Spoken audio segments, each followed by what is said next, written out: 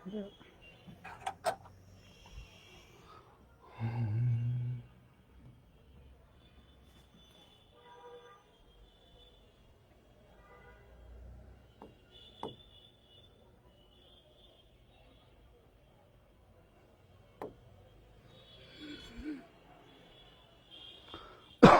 আলাইকুম।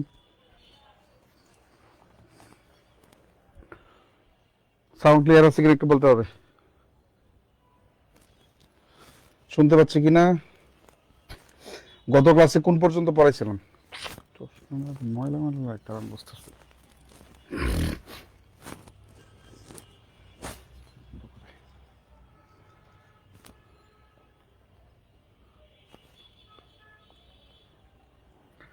Sound clear আছে কিনা একটু বলতে হবে, এবং গত ক্লাসে কোন পর্যন্ত পড়াইছিলাম? কি ভাইরাসই ধরছে না কি এরকম করে কে?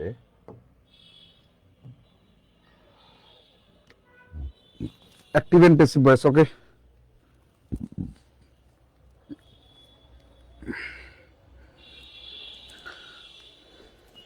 Thank you. আচ্ছা ভাই, এটা বাড়ি মারেন, অনেকদিন পর শোনা যায় না। ওকে,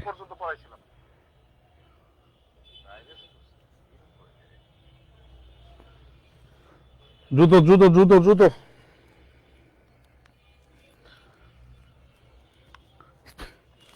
কতটুকু ছিল বি ভার্বের ব্যবহার?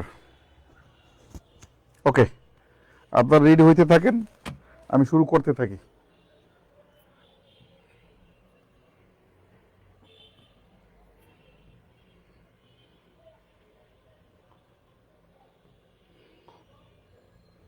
ওকে, আজকে ইম্পারেটিভ সেন্টেন্স নিয়ে সেন্টেন্সের ভয়েস নিয়ে কথা বলবো, ঠিক আছে? আপনাদের জয়েন হওয়া নিয়ে ওই দুরারোগ্য ভেদি আপনাদের যায়নি। টিচার আসবে, 5 মিনিট 10 মিনিট গেজাইবে, আপনারা জয়েন করবেন, পরীক্ষা দিবেন, পরীক্ষা দিবেন না, এটা করবেন, এটা আপনার মানে তার আমি এখন মেনে নিচ্ছি। কোচিং কোচিং কোচিং যারা করা এদেরকে ব্যবসায়ী মনে করে, কিন্তু আমি ওই কি বলে ও মানবতার সেবক হইতে চাইছিলাম, যে স্যার লেখাগুলো ঝাপসা, লেখাগুলো ঝাপসা না, লেখাগুলো আমি বড় করবো, ঠিক আছে? আমরা ওই দিন দেখলাম যে খুব এতজন পরীক্ষা দিচ্ছেন। ও ভালো একটা কথা, আমি পোস্ট দিব দিব করে দিচ্ছি না, ভালো একটা কথা পোস্ট দিব দিব করে দিচ্ছি না। স্যার শীটটা থেকে পড়াচ্ছেন, এটার হার্ড কপি কি দিতে পারবো? না, হার্ড কপি দেওয়া যাবে না। যেটা আপনাদের পড়াচ্ছি গ্রামার, আপনার গ্রামার পড়ায় দেওয়ার কথা, গ্রামার পড়ায় দিচ্ছি। এটা হচ্ছে আপনার আমার পক্ষ থেকে আপনাদের জন্য দয়া, ভালোবাসা এখন আর বলবো না, কারণ ভালোবাসা হইলে ধরেন আপনার চিত্রটা ভিন্ন হইতে পারতো, ঠিক আছে? নিজে প্র্যাকটিস করে নেবেন, বই থেকে প্র্যাকটিস করে নেবেন, অথবা আমাদের যে শীট দেওয়া আছে ওখান থেকে প্র্যাকটিস করে নেবেন। আপনাদের আমি খুব অবাক হইলাম যে লাস্ট শুক্রবার আপনারা পরীক্ষা দিয়েছেন মাত্র 252 জন। 252 জন পরীক্ষা দিয়েছেন আপনারা লাস্ট কিবার বলেন তো, লাস্ট শুক্রবারে গত পরীক্ষা। আমি কল্পনা করতে পারবেন না যে আমি এগুলো নিয়ে কি পরিমাণ বিরক্ত। মানে আপনার সপ্তাহে 6টা ক্লাস দেয়া হয়, এবং ওই 6টা ক্লাসের উপর পরীক্ষা নেওয়া হয়। আপনি মানে টাকা দিয়ে ভর্তি হয়েছেন, ফুল পেমেন্ট করছেন অথবা করেননি, কিন্তু আপনি এই পরীক্ষা দিচ্ছেন না। বুঝতে পারলাম? মানে ক্যান ইউ ইমাজিন? মানে এইটা এক ধরনের ভণ্ডামি, এইটা এক মানে এইটা এইটা এইটা এইটা এক ধরনের, এটা খুবই খুবই ঝামেলাপূর্ণ কাজ। এটা কথা ক্লিয়ার শোনা যাবে না কেন ভাই? এবং ওই 6টা ক্লাসের উপর পরীক্ষা নেওয়া হয়। বাকি যাদের শোনা যাচ্ছে, সুতরাং আপনারা শুনুন। আমার এখানে একটা ফোন আছে, হ্যাঁ, আমি যেটা চিন্তা করেছি, সেইটা হচ্ছে আপনাদের মাসিক পরীক্ষার পরে অর্থাৎ এই মাসের শেষে যে মাসিক পরীক্ষাটা হবে, এই মাসিক পরীক্ষা দেওয়ার পরে, এবং যারা রেগুলার না তাদেরকে নতুন গ্রুপে অ্যাড করায় ক্লাস নিব, এই গ্রুপে আর ক্লাস দিব না। এবং এই গ্রুপে কোনো ক্লাস, কোনো পরীক্ষা, কোনো কিছুই দিব না। 2টা কারণে। এক, বহু স্টুডেন্ট আছে যাদেরকে এতবার পোস্ট দেওয়ার পরও এরা না পরীক্ষার জন্য সিরিয়াস হয়েছে, না কোচিং এর টাকা বকেয়া টাকা দিছে, না বকেয়া টাকা দিয়ে বই নিছে, মানে না কোনো কিছু করছে। তো এইরকম অখাদ্য কুখাদ্য আজাদ কুজাত আমরা পরিষ্কার করে ফেলবো, ঠিক আছে? বুঝতে পারলাম? এটার জন্য প্রিপেয়ার থাকেন। আগামীকাল পরীক্ষা। এই গত পরীক্ষায় আমি দেখার চেষ্টা করেছি যে কতজন দিয়েছে। আগামীকাল পরীক্ষা, এটাও মাথায় থাকবে। এবং মাসিক পরীক্ষার উপর ভিত্তি করে আমরা পরবর্তী সিদ্ধান্ত নিব। যারা সত্যিকার অর্থেই বিসিএস এর জন্য ভর্তি হয়েছেন বা পড়াশোনার জন্য ভর্তি হয়েছেন, কেবল তাদেরকেই পড়ানো হবে, বাকি ওই যে লবা টবারের এগুলো এই টাইপের পোলামানকে পড়ানো হবে না, ঠিক আছে? এবং এটা বিরক্তির কারণ, কারণ আমি তো আপনার সেবা দিচ্ছি, আমি আপনাকে সেবা দিচ্ছি। এখন আপনি নিজেও ভর্তি হয়েছেন বিভিন্ন কারণে, যদি আপনার এই আপনার কি সমস্যা আমি বুঝি না, যে এই 1400 1450 1500 ছেলে মেয়ের ভিতরে আপনি 252 জন পরীক্ষা দেন, বাকি কারা যে কার ঘাস কাটেন আর কার কি করেন, মানে তাইলে আমি প্রফেশনাল না হয়ে বাণিজ্যিক হইতে পারতাম, আমি আরো মোর প্রফেশনাল হইতে পারতাম। আপনাকে ধরেন এত কেন কষ্ট করতেছি আপনার জন্য? আপনার 15টা ক্লাস দিতাম ইংরেজি, 5টা ক্লাস দিতাম, 2টা অথবা 3টা ক্লাস দিতাম সাহিত্য, আপনার ইংরেজি ক্লাস শেষ। আপনি বুঝলেন, না বুঝলেন বুঝলেন না, আপনি বুঝলেন, না বুঝলেন আমার কোনো দায়িত্ব থাকতো না। জিকে ক্লাস দিতাম বাংলাদেশ বিষয়াবলীতে 15টা, আন্তর্জাতিক বিষয়াবলীতে 8টা, তাহলে 15টা আর 8টা কত বলেন তো? 15 আর 23, 15 আর কত বলেন তো? 15 আর 23 হয় নাকি? বুঝতে পারলাম? তো এই কয়টা ক্লাস দিতাম। তো ক্লাসের পরে আপনি বুঝছেন নাকি না বুঝছেন, ও ড্যাম কেয়ার, বুঝলেন, না বুঝলেন। বুঝতে পারলাম? বিজ্ঞান ক্লাস আপনাদের জন্য বরাদ্দ ছিল 20টা, ইতিমধ্যে টিচারের সাথে কথা বলে আমি অলরেডি কমানোর সিদ্ধান্ত নিয়েছি। আপনার দিয়ে লাভ নেই কোনো, এখান থেকে কমায়া কে বলছে আমার 20টা ক্লাস দিতে? বাংলাদেশের কোন কোচিং দেয় আপনাকে 20টা ক্লাস? বিজ্ঞান ক্লাস দেয় 10টা, বুঝলে 8টা অথবা 10টা, বুঝলে না বুঝলে নাই, শেষ। কম্পিউটার ক্লাস দেয় 7টা থেকে 8টা, বুঝলে না বুঝলে নাই।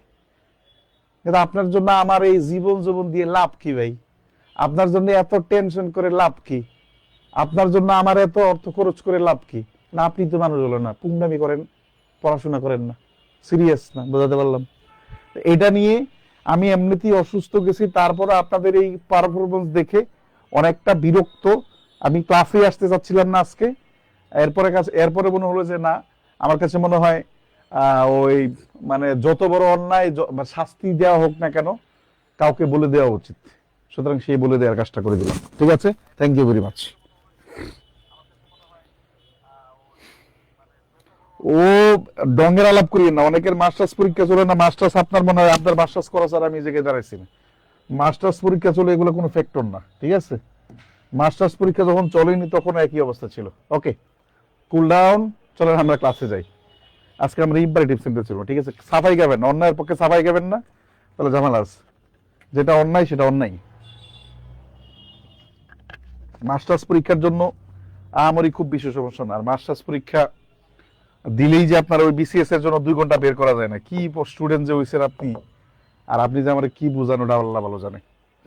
ওকে, আমরা বলেছিলাম গত ক্লাসে বয়েস থেকে প্রিলিমিনারিতে 2টা প্রশ্ন আসে, আমরা তাই ডিটেল পড়তে বাধ্য হইলাম।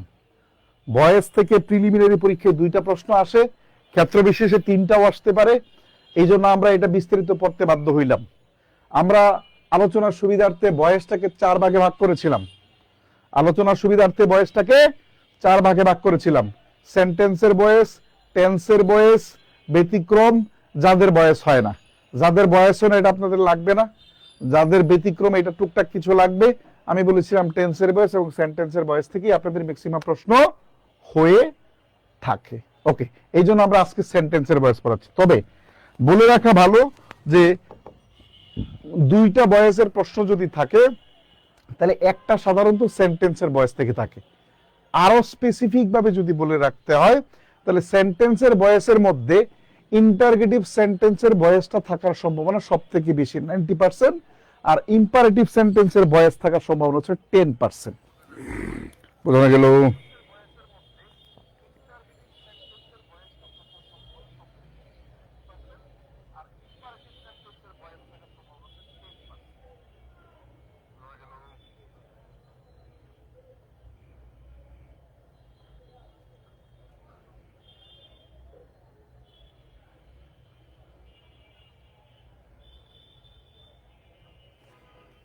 ওকে, ইম্পারেটিভ সেন্টেন্স কি বলেছিলাম খুব খেয়াল করেন। ইম্পারেটিভ সেন্টেন্স, তাহলে ইম্পারেটিভ সেন্টেন্স শুরু একটু খেয়াল করেন, একটু বেসিকটা আলোচনা করি। ইম্পারেটিভ সেন্টেন্স শুরু হয় কয়ভাবে বলেন তো? দুই ভাবে। ইম্পারেটিভ সেন্টেন্স কয়ভাবে শুরু হয়? দুই ভাবে। একটা হচ্ছে ভার্ব দ্বারা, একটা হচ্ছে কি দিয়ে বলেন তো? ভার্ব দ্বারা। এই বেসিকটুকু আপনার জানার কথা। একটা ভার্ব দ্বারা, এক নাম্বার হচ্ছে ভার্ব দ্বারা, দুই নাম্বার হচ্ছে লেট দ্বারা। দুই নাম্বার হচ্ছে কি বলেন তো? লেট দ্বারা। ইম্পারেটিভ সেন্টেন্স গঠিত হয় দুই ভাবে, একটা হচ্ছে ভার্ব দ্বারা আর একটা হচ্ছে লেট দ্বারা। তাহলে ভার্ব, আমরা এইখানে যত প্রকার ভয়েস পাইবো, অ্যাক্টিভ ভয়েস গুলো হয় ভার্ব দ্বারা শুরু হইবে অথবা লেট দ্বারা শুরু হইবে। আমরা ইম্পারেটিভ সেন্টেন্সে ভার্ব দ্বারা শুরু হোক অথবা লেট দ্বারা শুরু হোক, সেক্ষেত্রে প্রথমে আমাদের লেট ব্যবহার করতে হবে। যদি লেট থাকে তাহলে লেট ব্যবহার করব না, যদি লেট না থাকে তাহলে আমরা লেট ব্যবহার করব। এটা হচ্ছে ইম্পারেটিভ সেন্টেন্সের জন্য অতিরিক্ত কুলুকুলু টাইপের কিছু একটা লেখ। আমরা একটা উদাহরণ তো যদি এইরকম দেই, যেমন ডু দা ওয়ার্ক, খুব খেয়াল করেন, যেমন কি বলেন তো? Do the work. আরেকটা এক্সাম্পল যদি দেই, যেমন let me do the work. এই ডু দা ওয়ার্ক কেন দিলাম? যেন আপনাকে বোঝাতে সুবিধা হয়। ডু দা ওয়ার্ক এবং let me do the work, 100% concentration দেন। ডু দা ওয়ার্ক এবং let me do the work. তাহলে প্রথম বাক্যটা দেখেন ভার্ব দ্বারা শুরু হয়েছে, দ্বিতীয় বাক্যটা লেট দ্বারা শুরু হয়েছে। Both sentences are imperative sentence. আমরা বলেছি ইম্পারেটিভ সেন্টেন্সকে যখন প্যাসিভ ভয়েস করব, অতিরিক্ত কুলুকুলু হিসাবে আমরা লেট ব্যবহার করব। এরপরে কাজ কি ছিল বলেন তো? অবজেক্টকে সাবজেক্ট বানানো। তাহলে অবজেক্ট এখানে কে? The work. এইখানেও কে বলেন তো? The work. এই জন্য আমরা দা ওয়ার্ককে নিয়ে আসবো। এরপরে অতিরিক্ত আমরা একটা বি ব্যবহার করব। অতিরিক্ত কি? V. Let the work be, এরপরে বি থ্রি ব্যবহার করব। বি থ্রি ব্যবহার করবো। তাহলে কি দাঁড়াইলো বলেন তো? এই যে লেট, দ্বিতীয় বাক্যে লেট আছে তাই লেট ব্যবহার করলাম না। এরপরে দা ওয়ার্ক, এরপরে বি ডান।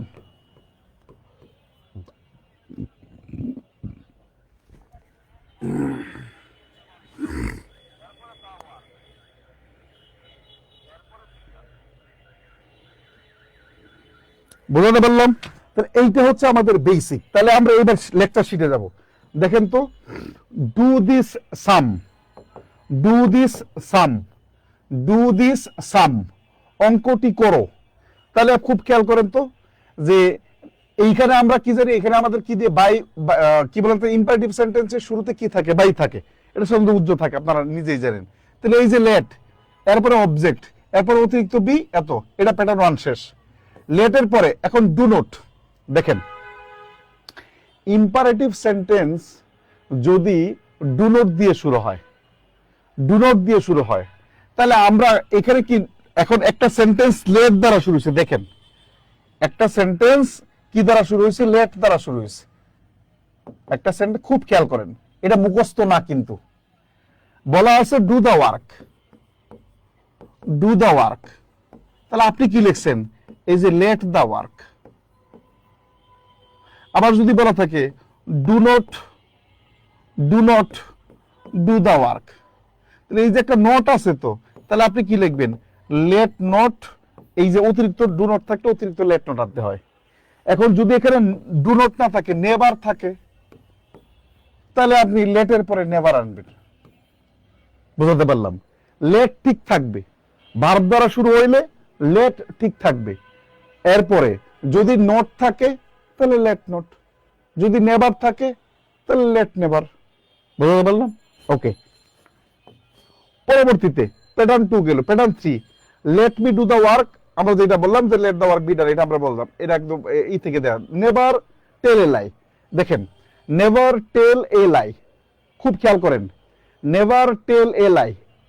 প্রথমত আমাদের কি আছে বলেন তো, নেভার টেল এ লাই। তো লেট নেভার আমরা ব্যবহার করছি, এ লাই বি টোল্ড, এই পর্যন্ত আমাদের কোনো ঝামেলা নাই, এই পর্যন্ত আমাদের কোনো ঝামেলা নাই। কিন্তু আমাদের যেটা একটু মাথায় রাখতে হবে সেটা হচ্ছে, দেখেন লেট এ লাই এবার বি টোল্ড, লেট এ লাই এবার be told, sorry let a লাই, এখানে নেভার হবে না, এখানে এবার হবে, এখানে এবার হবে, এখানে এবার হবে। তো নেভার যুক্ত সেন্টেন্সকে আমরা এবার ব্যবহার করেও করতে পারি। নেভার যুক্ত সেন্টেন্সকে কি করতে পারি বলেন তো, এবার ব্যবহার করতে পারি। নেভার যুক্ত সেন্টেন্সকে কি করতে পারি বলেন তো, এবার ব্যবহার করতে পারি। এই লেট নট বি লাই এবার বি টোল্ড। আবার নেভার যুক্ত সেন্টেন্সকে আমরা লেট নটও ব্যবহার করতে পারি। বুঝাতে পারলাম? বোঝানো গেল কি? দেখেন আবার খেয়াল করেন, নেভার টেল এ লাই, এটা বিস্তারিত সময় পাওয়া যেত। দেখেন এই ভয়েসের উপরে আমার সাধারণত ক্লাস লাগে 5টা, কিন্তু আমি বাধ্য হইতেছি 2 ক্লাসে শেষ করতে। কেন? আপনাদের উপর বিরক্ত হয়ে। যাদের বেসিক আছে তারা উল্টা পাল্টা কিছু বুঝবেন না। নেভার টেল এ লাই, তাহলে আমরা ইম্পারেটিভ সেন্টেন্স যেহেতু, তাহলে late never a tell lie, late never ব্যবহার করলাম, অবজেক্টে ব্যবহার করলাম, বি ব্যবহার করলাম, টোল্ড ব্যবহার করলাম। আচ্ছা, এরপরে আমরা যেটা বললাম যে লেটটাকে যদি আমরা প্রথমে রেখে এলাই নেভার শব্দটা এইখানে আমরা, এটা দরকার নাই, এটা দরকার নাই, এটা কঠিন, এটা আপনাদের পরীক্ষায় আসে না, কিন্তু এটা চৌধুরী হোসেনে এটা এক্সাম্পলটা আছে। অথবা লেট নেভার থাকলে লেট নটও ব্যবহার করতে পারেন, অতিরিক্ত একটা এবার ব্যবহার করবেন বি ভার্বের পূর্বে। বিষয়টা এরকম, মাঝখানের স্ট্রাকচারটা দরকার নাই, মাঝখানের স্ট্রাকচারটা দরকার নাই, মাঝখানের স্ট্রাকচারটা চৌধুরী হোসেন বইতে দেয়া আছে, কিন্তু আমাদের দরকার নাই। নেভার টেল এ লাই, খুব খেয়াল করেন, নেভার টেল এ লাই, তাহলে নেভার থাকলে কি সেন্টেন্সটা তো ইম্পারেটিভ, তো লেট নেভার ব্যবহার করলাম, লেট নেভার ব্যবহার করলাম। এরপর অবজেক্ট কি বলেন তো, এ লাই, এরপরে কি ব্যবহার করলাম, বি, অতিরিক্ত টোল্ড। এটা নিয়ে কোনো সমস্যা থাকার কথা না, কিন্তু সমস্যাটা হয় অপশনে সবসময় এই জিনিসটা থাকে না, অপশনে সবসময় এই জিনিসটা থাকে না। কি থাকে? নেভার থাকলেও লেট নোট ব্যবহার করতে হয়। আবার তাহলে ব্যবহার করলাম লেট নোট, তাহলে এ লাই যখন লেট নোট ব্যবহার করব, অতিরিক্ত একটা এবার ব্যবহার করতে হয়, এবার বি টোল্ড। এটা শুধু একটু মনে রাখবেন। তাহলে লেট নোট ব্যবহার করলে অতিরিক্ত এবার ব্যবহার করতে হয়।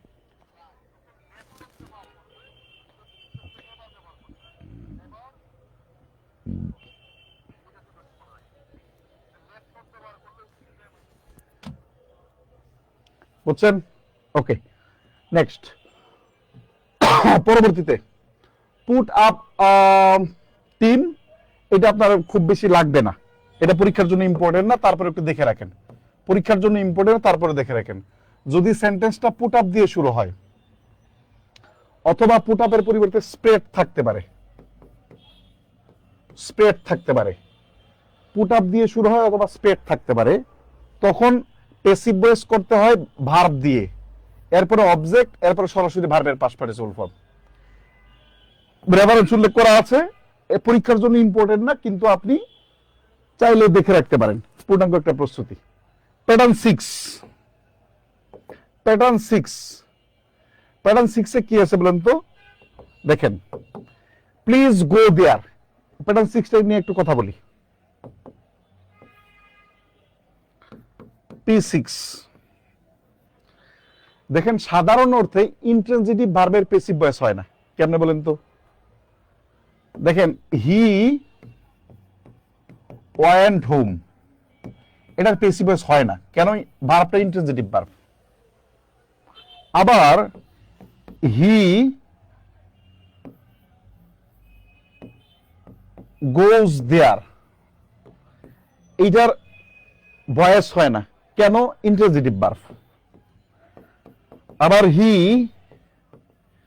কেম হেয়ার টুডে অথবা ইয়েস্টারডে, সে গতকাল এখানে এসেছিল। এখন কেম, দেখেন ইন্ট্রানজিটিভ ভার্ব, এগুলোর প্যাসিভ ভয়েস হয় না। প্যাসিভ ভয়েস হওয়ার জন্য কি দরকার? বাধ্যতামূলকভাবে প্যাসিভ ভয়েস হওয়ার জন্য আমাদের অবজেক্ট দরকার। প্যাসিভ ভয়েস হওয়ার জন্য কি দরকার? অবজেক্ট দরকার। তা আমরা এখানে কি জানলাম বলেন তো? আমরা এখানে কি জানলাম? আমরা জানলাম ইন্ট্রানজিটিভ ভার্ব থাকলে প্যাসিভ ভয়েস হয় না। কিন্তু যদি এরকম দেখেন, প্যাটার্ন 6 এর আলোচনায় দেখবেন এরকম ভাবে, কিন্তু যদি এরকম হয় যেমন গো দেয়ার, তুমি সেখানে যাও, কাম হেয়ার, তুমি এখানে আসো, আমি বলতে পারো গো দেয়ার, অথবা গো আউট, অথবা কাম কাম ইন, খুব খেয়াল করেন এগুলো ইন্ট্রানজিটিভ ভার্ব। গো দেয়ার, গোটা ইন্ট্রানজিটিভ ভার্ব। কাম হেয়ার, কামটা ইন্ট্রানজিটিভ ভার্ব। গো আউট, গোটা ইন্ট্রানজিটিভ ভার্ব। কাম ইন, ভিতরে আসো, কামটা ইন্ট্রানজিটিভ ভার্ব। কিন্তু এই ইন্ট্রানজিটিভ ভার্বগুলা দিয়ে সাধারণত আদেশ বা অনুরোধ বোঝানো হয়। আদেশ বা অনুরোধ বোঝানো হয়। যদি ইন্ট্রানজিটিভ ভার্ব দ্বারা আদেশ বা অনুরোধ বোঝায়, অথবা অথবা ইম্পারেটিভ সেন্টেন্সে PLES, প্লিজ অবলিক কাইন্ডলি উল্লেখ থাকে, প্লিজ অবলিক কাইন্ডলি উল্লেখ থাকে, তখন প্যাসিভ ভয়েসের জন্য যেটা করতে হয় সেইটা হচ্ছে you are requested, you are requested to, এরপরে ভার্বের বেস ফর্ম ব্যবহার করতে হয়। You are requested, you are requested to, এরপরে ভার্বের বেস ফর্ম ব্যবহার করতে হয়। কয়টা ক্ষেত্রে বলেন তো? আমি 4টা ক্ষেত্রে বলছি। ইম্পারেটিভ সেন্টেন্স 3টা ক্ষেত্রে বলছি, অথবা যদি সংক্ষেপে বলেন 2টা ক্ষেত্রে বলছি। ইম্পারেটিভ সেন্টেন্সে যদি প্লিজ অথবা কাইন্ডলি উল্লেখ থাকে, তাহলে প্যাসিভ করার জন্য you are requested to plus ভার্বের বেস ফর্ম ব্যবহার করতে হয়। আবার যদি ইন্ট্রানজিটিভ ভার্ব দ্বারা আদেশ বা অনুরোধ বোঝানো হয়, সেই ক্ষেত্রেও you are requested to plus ভার্বের বেস ফর্ম ব্যবহার করতে হয়। বুঝতে পারলাম? যেমন আমি এই যে উদাহরণ গো দেয়ার, ওখানে যাও, তাহলে কি আসবে? You are requested to go there. Come here, তাহলে you are requested to come here. Come go out, you are requested to go out. Come in, you are requested to come in. আবার আমি যদি বলি যেমন please do the work, please দয়া করে কাজটা করুন, তাহলে কি you are requested to do the work. কিন্তু যদি এইরকম হয় বলেন তো কি হবে? যেমন please don't smoke, please do not smoke, এটা করেন তো। প্লিজ ডু নট স্মোক, এটা করেন। হ্যাভ কেন আসলো? হ্যাভ কেন আসলো? অ্যাক্টিভ ভয়েস যদি spread, SPREAD, spread oblique put up দ্বারা শুরু হয়, active voice spread oblique put up দ্বারা যদি শুরু হয়, তখন প্যাসিভ করার জন্য হ্যাভ ব্যবহার করতে হয়। এটা গ্রামারিয়ানদের মত, এখানে অতিরিক্ত অবজেক্ট ব্যবহার করা যায় না। গ্রামারিয়ানদের মত, এটা রেফারেন্স দেখবেন মহিউদ্দিন এন্ড কাসেম স্যারের বই দেখবেন, সরাসরি এক্সাম্পল পাবেন, অথবা টেক্সট বুক পিকেডি সরকারের বই দেখতে পারেন, text book of grammar English বই। এটা একটু করেন তো ভাইয়া। ট্রানজিটিভ এবং ইন্ট্রানজিটিভ ভার্ব কিভাবে চিনবো? ওটা তো আমার দায়িত্ব না। ট্রানজিটিভ এবং ইন্ট্রানজিটিভ ভার্ব যদি আপনি না চিনেন, তাহলে আপনি বিসিএস পরীক্ষা দেন কেন? ট্রানজিটিভ এবং ইন্ট্রানজিটিভ ভার্ব, প্রথম কথা হচ্ছে আপনাদের এই বেস আলোচনার কথা না ওইভাবে, তারপরে আমি আলোচনা করেছি যেটার ক্লাস বেসিক ক্লাসগুলোতে আছে। বুঝতে পারলাম? আপনি কিছুদিন 47তম বিসিএস পরীক্ষা দিবেন, কারণ আমাদের কথা হচ্ছে কি জানেন, আমরা সত্যকে মানতে পারি না। সত্য কথা বা ন্যায় কথা মানতে পারি না, আমাদের গায়ে জ্বালা ধরে। একজন বিসিএস প্রার্থী প্রশ্ন কেন করবেন ভাই? ট্রানজিটিভ ইন্ট্রানজিটিভ ভার্ব চিনেন না, তাহলে হইলো? You are requested to do not, এ টু আবার ডু নট কেমনে আসলো? You are requested not to come, হ্যাঁ স্মোক, এক্স্যাক্টলি পাইছি। You are requested do not, do not আবার কেন আসলো?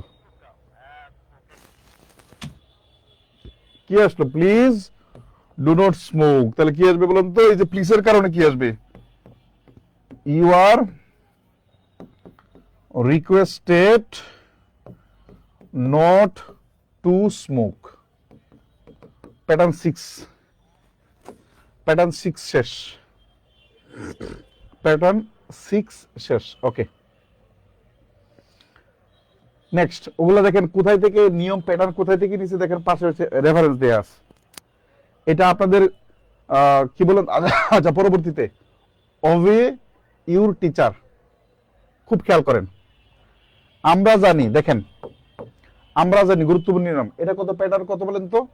প্যাটার্ন 7। চলেন প্যাটার্ন 7 যাই।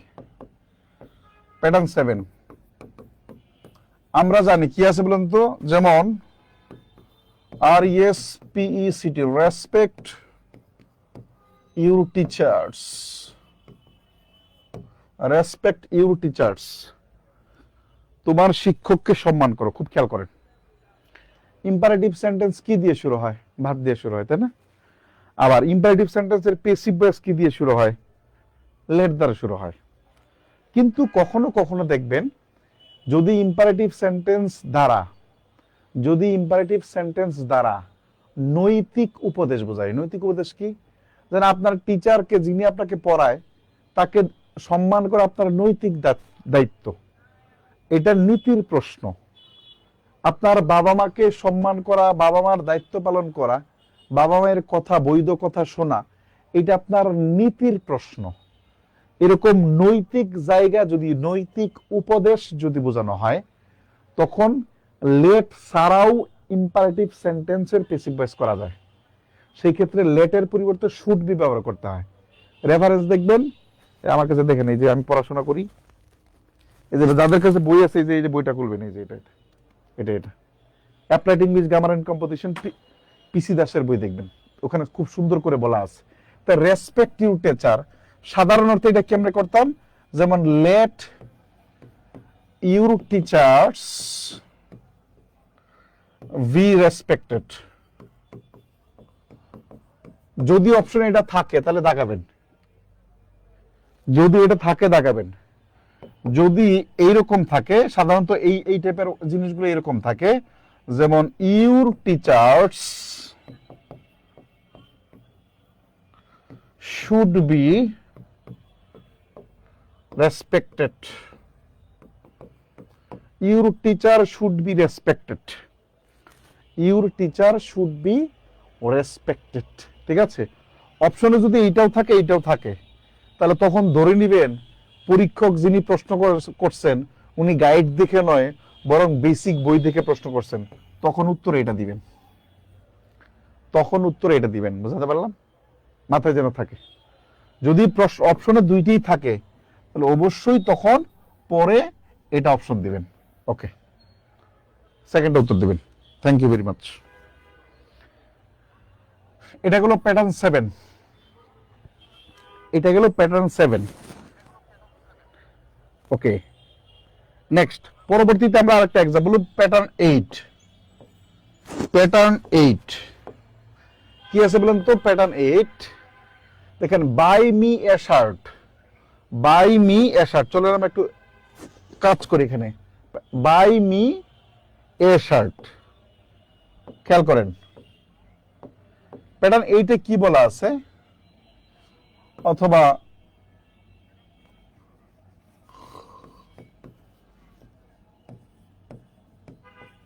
এ শার্ট। খুব খেয়াল করেন, বাই মি এ শার্ট। কখনো যদি এইরকম হয়, ইম্পারেটিভ সেন্টেন্স, আমার দিকে তাকান, কখনো যদি এইরকম হয় ইম্পারেটিভ সেন্টেন্সে দুইটা অবজেক্ট আছে, ডিরেক্ট অবজেক্ট এবং ইনডিরেক্ট অবজেক্ট। এখন অনেকেই প্রশ্ন করবেন যাদের বেসিক ইংলিশ জানা নেই, ডিরেক্ট অবজেক্ট কি আর ইনডিরেক্ট অবজেক্ট কি, তাদের জানা উচিত ছিল। বুঝাতে পারলাম?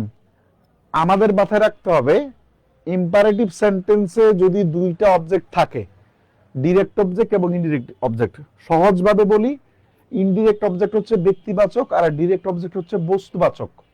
যদি দুই ধরনের অবজেক্ট থাকে তাহলে প্রথমে একটা অবজেক্টকে সাবজেক্ট বানাইতে হয় না, প্রথমে আপনি বস্তুবাচকটাকে সাবজেক্ট বানাইবেন।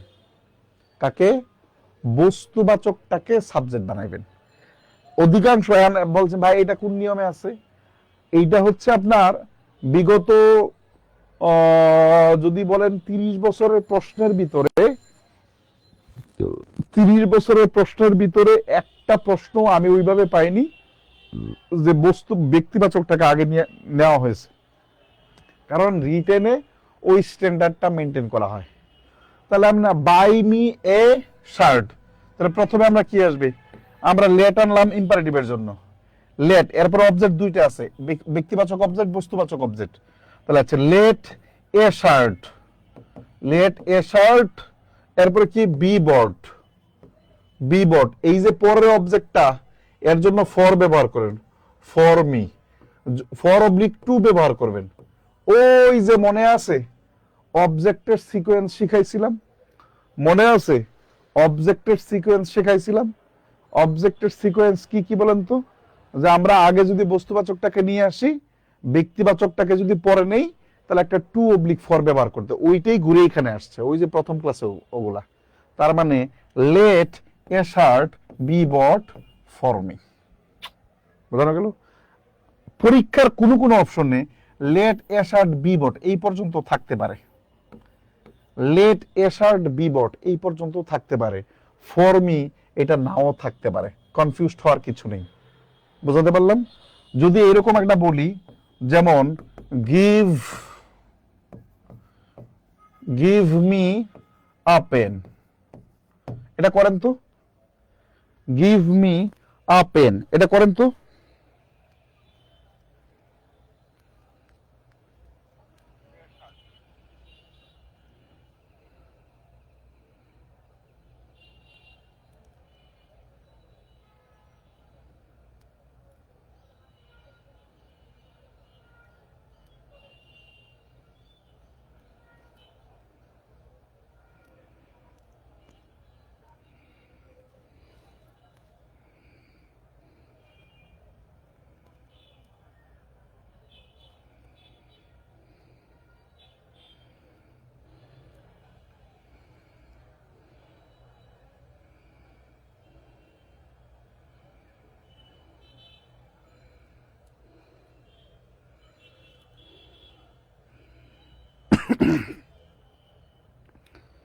দ্রুত করে ফেলেন।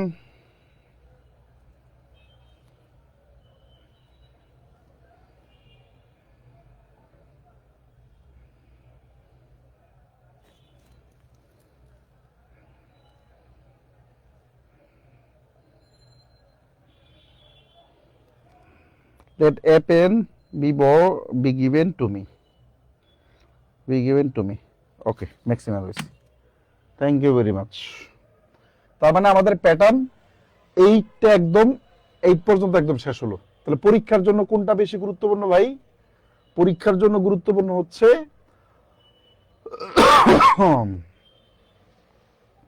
2 number 3 number, 2 number 3 number 8 number.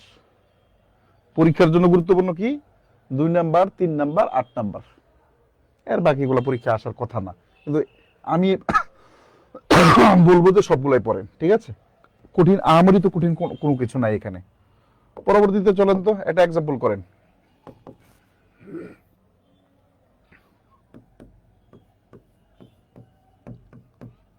Don't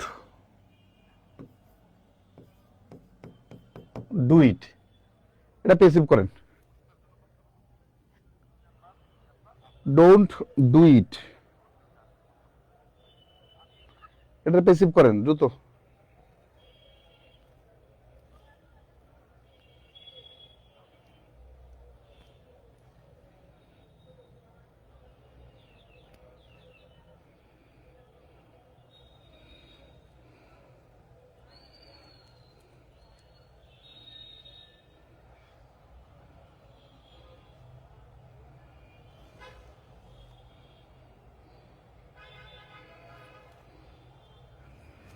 দ্রুত করেন।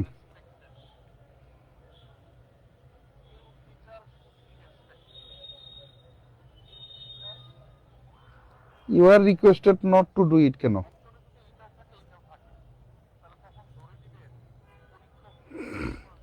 Late not it be done, let not it be done, let not এটাই বলতে চাচ্ছিলাম, ঠিক আছে? ওকে, এটা ম্যাক্সিমাম করছেন এই ভাই। ডু নট থাকলে লেট নট হয়, তাহলে ইউ আর রিকোয়েস্টেড এখানে কেন আসবে? ইউ আর রিকোয়েস্টেড তখনই আসবে যখন ইন্ট্রানজিটিভ ভার্ব দ্বারা আদেশ উপদেশ বোঝাবে, আদেশ বা অনুরোধ বোঝাবে। আচ্ছা, তাহলে প্রথমে আমরা যেটা লিখছি, ডু নট থাকলে কি আসে? লেট নট আসে। তাহলে late not it be done, এটা লিখছি, কিন্তু এটা একদম 100% ভুল। এই যে নোট সাধারণত প্রোনাউনের পরে ব্যবহৃত হয়, এই নোটটা দেওয়ার জন্য লিখছি। এটা সঠিকটা হচ্ছে এইটা, let it not be done.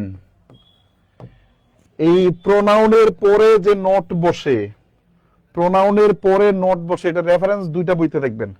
একটা হচ্ছে applied English grammar and composition PC দাসের বইতে, আর একটা সেন্টেন্স অপশন দেখবেন a passage to the English language S M Zakir Hussain স্যারের বইতে। এই দুইটা বইতে রেফারেন্স দেখবেন, ঠিক আছে? আর বাকিগুলো তো বললে দেখবেন না। এইটা হচ্ছে সঠিক উত্তর কোনটা বলেন তো? এইটা। এখান থেকে কি শিখলাম বলেন তো? নট সাধারণত কোথায় বসে বলেন?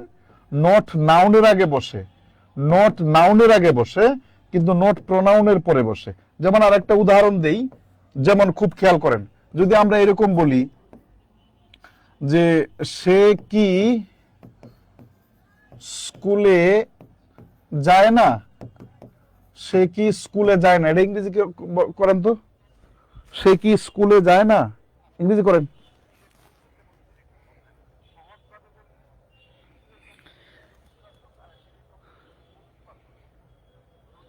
এটার ইংরেজি করেন।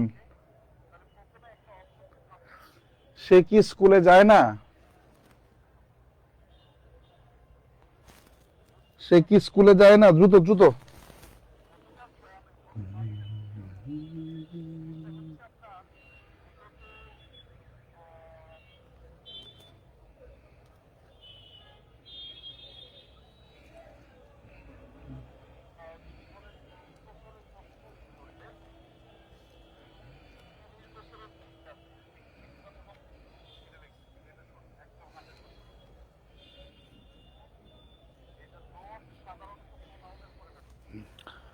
দ্রুত দ্রুত।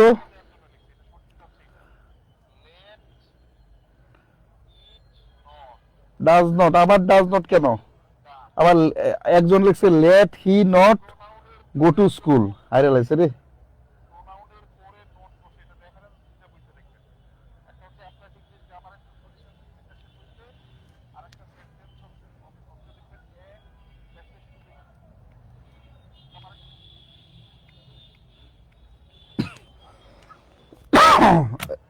এই দেখেন কি বলছে, সে কি স্কুলে যায় না, এটা সাধারণ কি, সে কি স্কুলে যায় না। দেখেন এটা কি লিখবো, he does not go to school, সে স্কুলে যায় না। তো এটাকে আমরা ইন্টারগেটিভ করব, ঠিক আছে?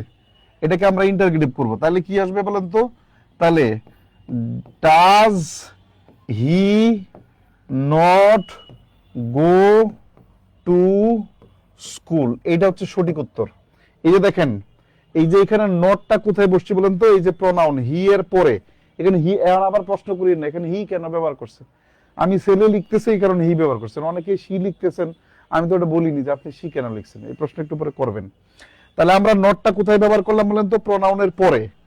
নট কোথায় ব্যবহার করলাম? প্রনাউনের পরে। ওই যে আপনারা লিখে আসেন 3 পৃষ্ঠা 5 পৃষ্ঠা লিখে আসেন রিটেন পরীক্ষা, মনে করেন যে পরীক্ষা করে মার্ক পায় না, কিন্তু আপনার বাসের বন্ধু পেয়েছে, আপনি নিজেও জানেন না আপনারটা কেন ভুল হয়। মানে সে কি স্কুলে যায় না, মানে সে কি স্কুলে যায় না, এই বাক্য যিনি সঠিকভাবে লিখতে পারেন না, মানে তার কি বলেন, তার কি বিসিএস ক্যাডার হওয়া উচিত? তার কি বিসিএস ক্যাডার হওয়া উচিত? হ্যাঁ, আরো সিনসিয়ার হন, আরো শেখার ক্ষেত্রে আরো সিনসিয়ার হন। 2 নাম্বার হচ্ছে যেটা বলতেছিলাম, এই উদাহরণটা আমি অন্যভাবে দেবো, যেহেতু একটা জিনিস শিখাচ্ছি এই জিনিসটা উদাহরণ দেবো অন্যভাবে। যেমন রহিম, ও আচ্ছা আচ্ছা, ওটা ভুলে গেলাম, আরেকটা কথা বলতে বললাম। কিন্তু যদি এরকম শর্ট ফর্ম ব্যবহার করা হয়, যদি এরকম শর্ট ফর্ম ব্যবহার করা হয়, doesn't he go to school, এরকম ব্যবহার করা যায় যদি শর্ট ফর্ম ব্যবহার করা হয়। কিন্তু ডাজ নট যদি ব্যবহার করা হয়, সেক্ষেত্রে অফকোর্স প্রোনাউনের পরে নিতে হবে, নাহলে লিখিত ইংলিশ নিয়ম অনুসারে এটা সেন্টেন্স ভুল, তবে শর্ট ফর্ম পূর্বে ব্যবহার করা যায়। যেমন আমি যদি এই উদাহরণটা এরকম দিতাম, যেমন রহিম স্কুলে যায় না, স্কুলে যায় না, রহিম স্কুলে যায় না, তাহলে কি লিখতাম বলেন তো? Rahim does not go to school, আমরা এরকম লিখতাম, তাই না? Rahim does not go to school, তাহলে Rahim does not go to school, তাহলে আমরা নেগেটিভ, রহিম কি স্কুলে যায় না, রহিম রহিম কি স্কুলে যায় না, এটাকে যদি করতাম তাহলে কি আসতো বলেন তো? ডাজ নট রহিম, এই যে দেখেন does not Rahim go to school, খুব খেয়াল করেন রহিম এই কারণে পূর্বে নোট, এখানে হি ছিল এর কারণে পরে নোট। বিষয়টা ক্লিয়ার হয়েছে কিনা বলেন?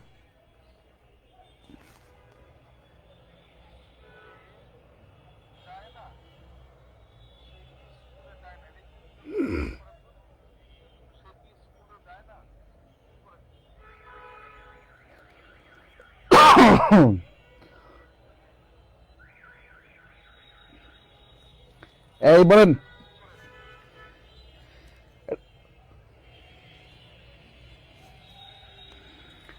ক্লিয়ার এই বিষয়টা? সবকিছু ক্লিয়ার? বলেন এই বিষয়টাকে ক্লিয়ার হলো?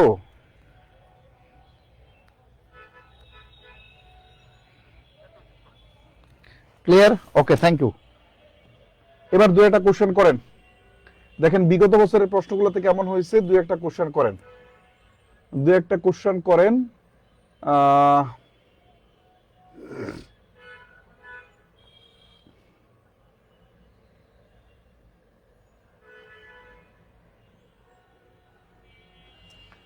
Important important, don't upon the door, don't do it, এটা তো করাই দিলাম, নেভার ক্যাচ দ্য ফিচ, এটা করেন। 7 নাম্বার কোশ্চেন করেন, 7 নাম্বার করে ফেলেন। কোশ্চেন নাম্বার 7, জুতো। কোশ্চেন নাম্বার 7,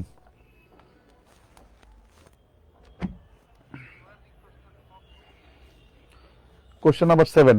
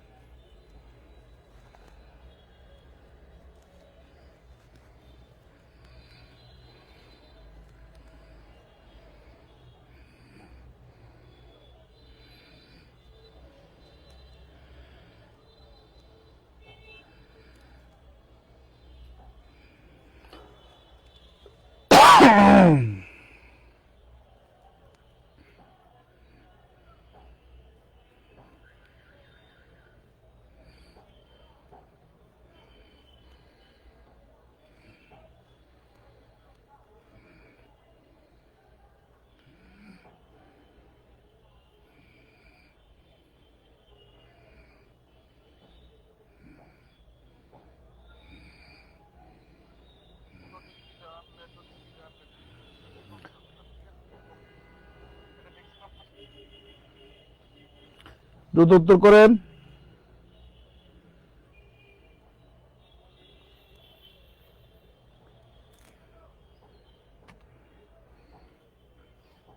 ওকে, চলেন তো।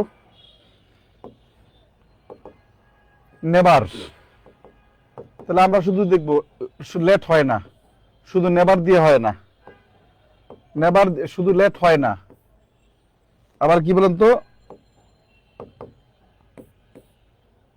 নেভার দিয়ে হয় না, লেট নোট দিয়ে হয়। দেখেন এই যে দেখেন, লেট নোট রাজাটকা এবার বি কোট, খুব খেয়াল করেন, আমার নেভার দিয়ে শুরু হয়েছে কিন্তু লেট নেভার দিয়ে এখানে অপশন নাই, কারণ আনসার কোনটা বলেন তো?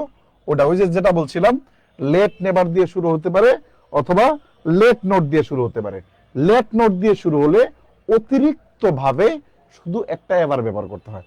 8 নাম্বার কোশ্চেনটা করে ফেলবেন। 8 নাম্বার কোশ্চেনটা করে ফেলেন, 8 নাম্বার দরকার আছে, 8 নাম্বার কোশ্চেনটা করে ফেলেন। Question number 8, late her Singh a song, খুব খেয়াল করেন, তাহলে অবশ্যই একটা লেট আসবে, লেট আসবে, লেট আসবে। ওকে, আবার সব জায়গায় লেট আছে, এটা নিয়ে কোনো ঝামেলা নাই। এরপরে লেট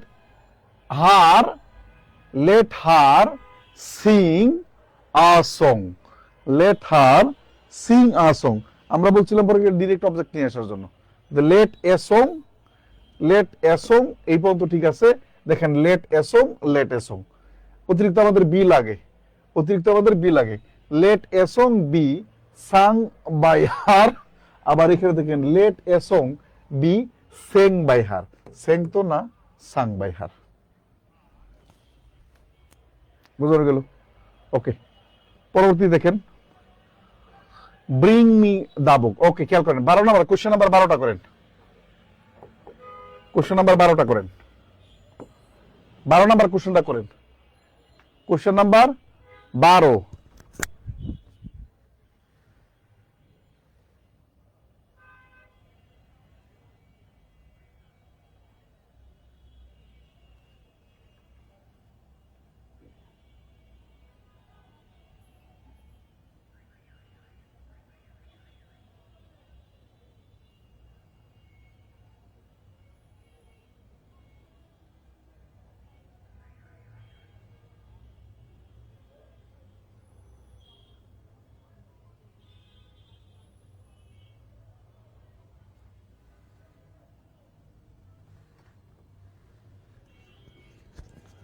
দ্রুত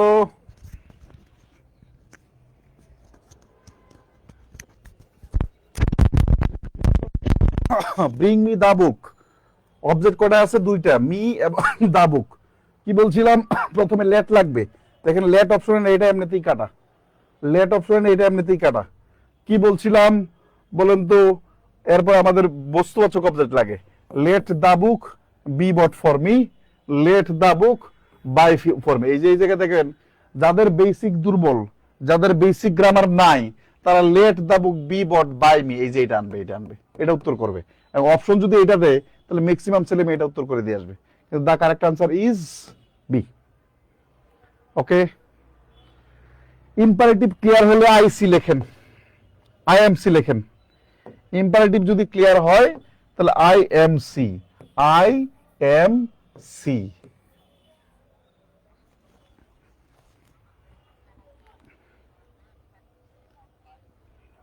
ইম্পারেটিভ যদি ক্লিয়ার হয় লেখেন I M C.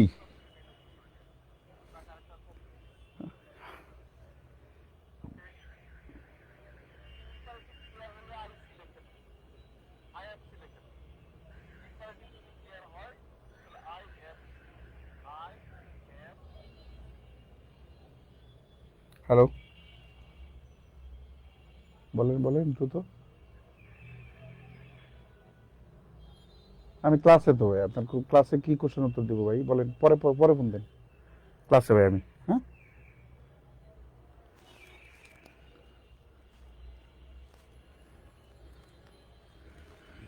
Okay, next চলেন ইম্পারেটিভ সেন্টেন্স শেষে ইন্টারগেটিভ সেন্টেন্স করি। Intero, T E double R O, gative, G A T I V, interrogative sentence,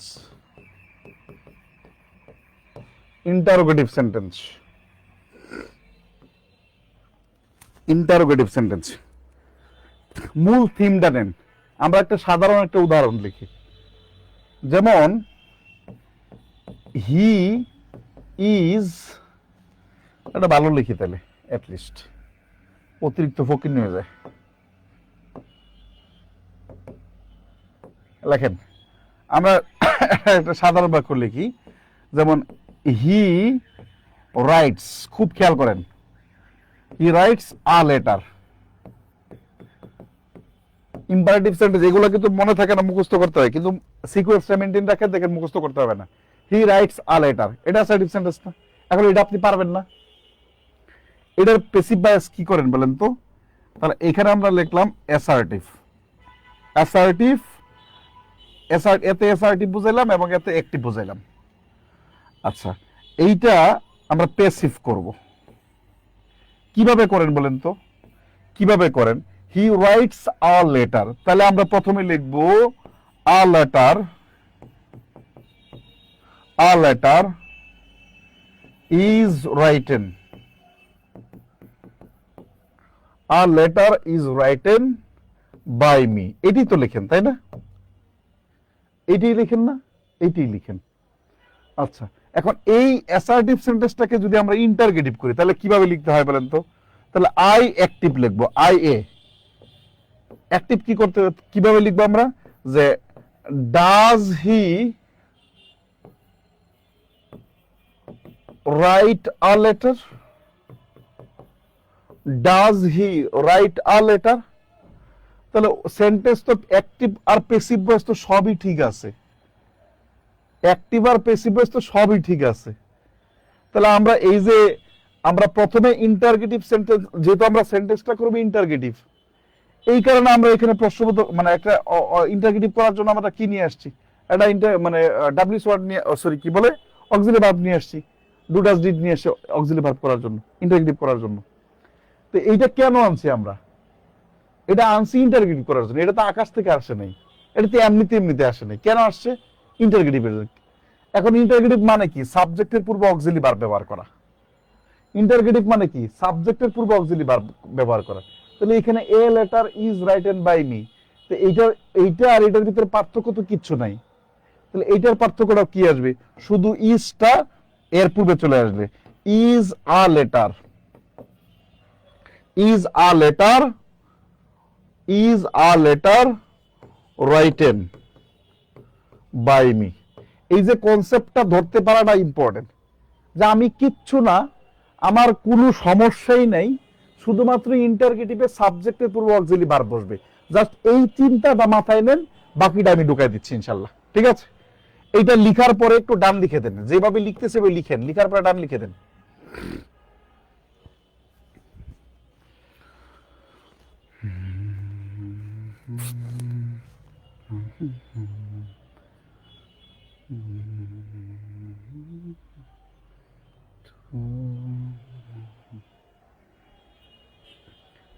ডান লিখছেন? এরপরে আরো আর একটা সহজ এক্সাম্পল দিই, যেমন he is writing a letter, he is writing, WRITTING, writing a letter, he is writing a letter, সে একটা চিঠি লিখতেছে। এটা একটা অ্যাসার্টিভ সেন্টেন্স, এটা নিয়ে আমাদের কোনো গাপলা আছে? এটার প্যাসিভ ভয়েস করতে কোনো গাপলা আছে? কিচ্ছু গাপলা নাই। তাহলে আমরা এটা কি করব সোনারা? তাহলে এইটাকে যদি আমরা প্যাসিভ ভয়েস করতাম তাহলে কিভাবে করতাম? A letter, a letter is a continuous এর জন্য কি আসতো? Being, is being written by him. এটাই লিখতাম না? এটাই তো লিখতাম। আচ্ছা, এখন এই সেন্টেন্সটাকে আমরা ইন্টারগেটিভ করি, তাহলে আই অ্যাক্টিভ কি হইতো বলেন তো? তাহলে is he writing a letter, সে কি একটা চিঠি লিখছে, সে কি একটা চিঠি লিখছে। তো এইবার সাবজেক্টের পূর্বে শুধু কি ব্যবহার করব ভাই? শুধু অক্সিলারি ভার্ব ব্যবহার করব। তো অক্সিলারি ভার্ব, এইটা সাবজেক্ট, এখানে অক্সিলারি ভার্ব দেখেন আছে দুইটা, এই যে একটা, এই যে একটা, একটা হচ্ছে টেন্সের জন্য আর একটা হচ্ছে অতিরিক্ত ভয়েসের জন্য আমরা ব্যবহার করলাম, তাই না? তাহলে এইখানে এই দুইটা অক্সিলারি ভার্ব যেহেতু আছে,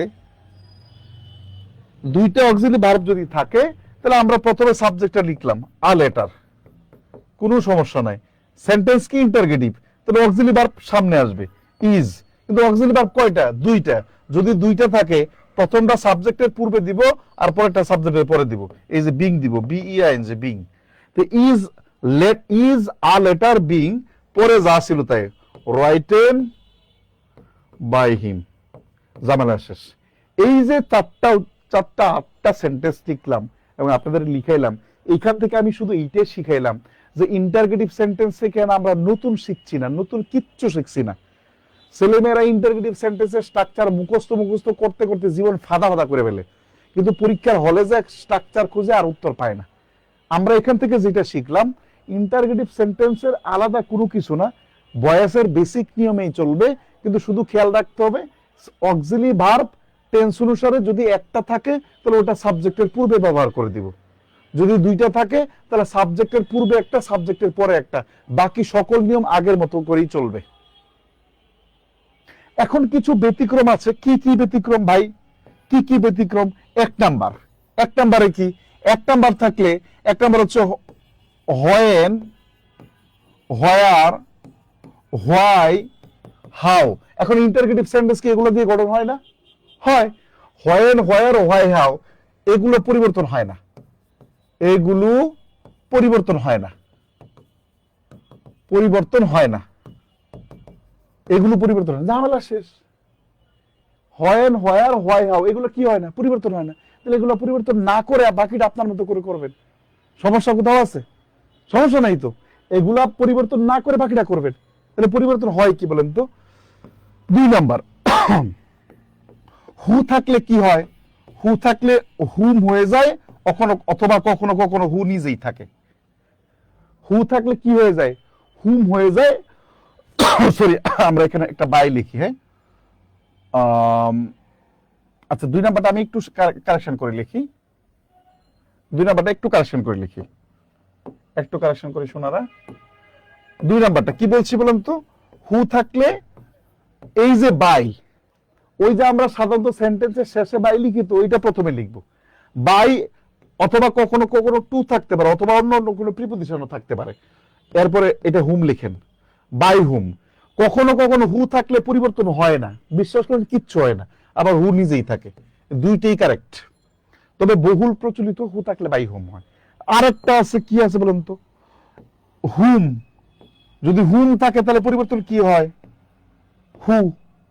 আরেকটা আছে, কি দিয়ে শুরু হয় বলেন তো? হোয়াট। যদি হোয়াট এরকম হয়, হোয়াট প্লাস, এটা কি পরে লিখবো কিনা বুঝতেছি না। আচ্ছা, হোয়াট থাকলে কখনো কখনো এটা সেকেন্ড, হোয়াট থাকলে কখনো কখনো হোয়াট হয়, আবার কখনো কখনো বাই হোয়াট হয়। শুধু এতটুকু লিখে রাখেন, ডব্লিউএস এটি বাই হোয়াট হয়। আপনার ইন্টারগেটিভ সেন্টেন্সের ভয়েস পড়া শেষ। তার মানে কি পরিবর্তন হয়? আর হয় হোয়াই, হাউ এগুলো থাকলে পরিবর্তন হয় না। হু থাকলে by oblique to dot dot আরো কিছু আছে, বাই অবলিক সাধারণত বাই হুম হয়। তবে বাই হুম না থাকলে কি থাকতে পারে? হু পরিবর্তন, অপরিবর্তনশীল থাকতে পারে। আবার হুম থাকলে কি হয়? হু হয়। আবার হোয়াট থাকলে কি হয়? কখনো কখনো হোয়াট পরিবর্তন হয় না, আর কখনো কখনো বাই হোয়াট হয়। তো কখন হয় না ওটা আমরা যখন হোয়াটের উদাহরণ নিব তখন আমি এখানে লিখে দেবো আবার, ঠিক আছে? ওকে।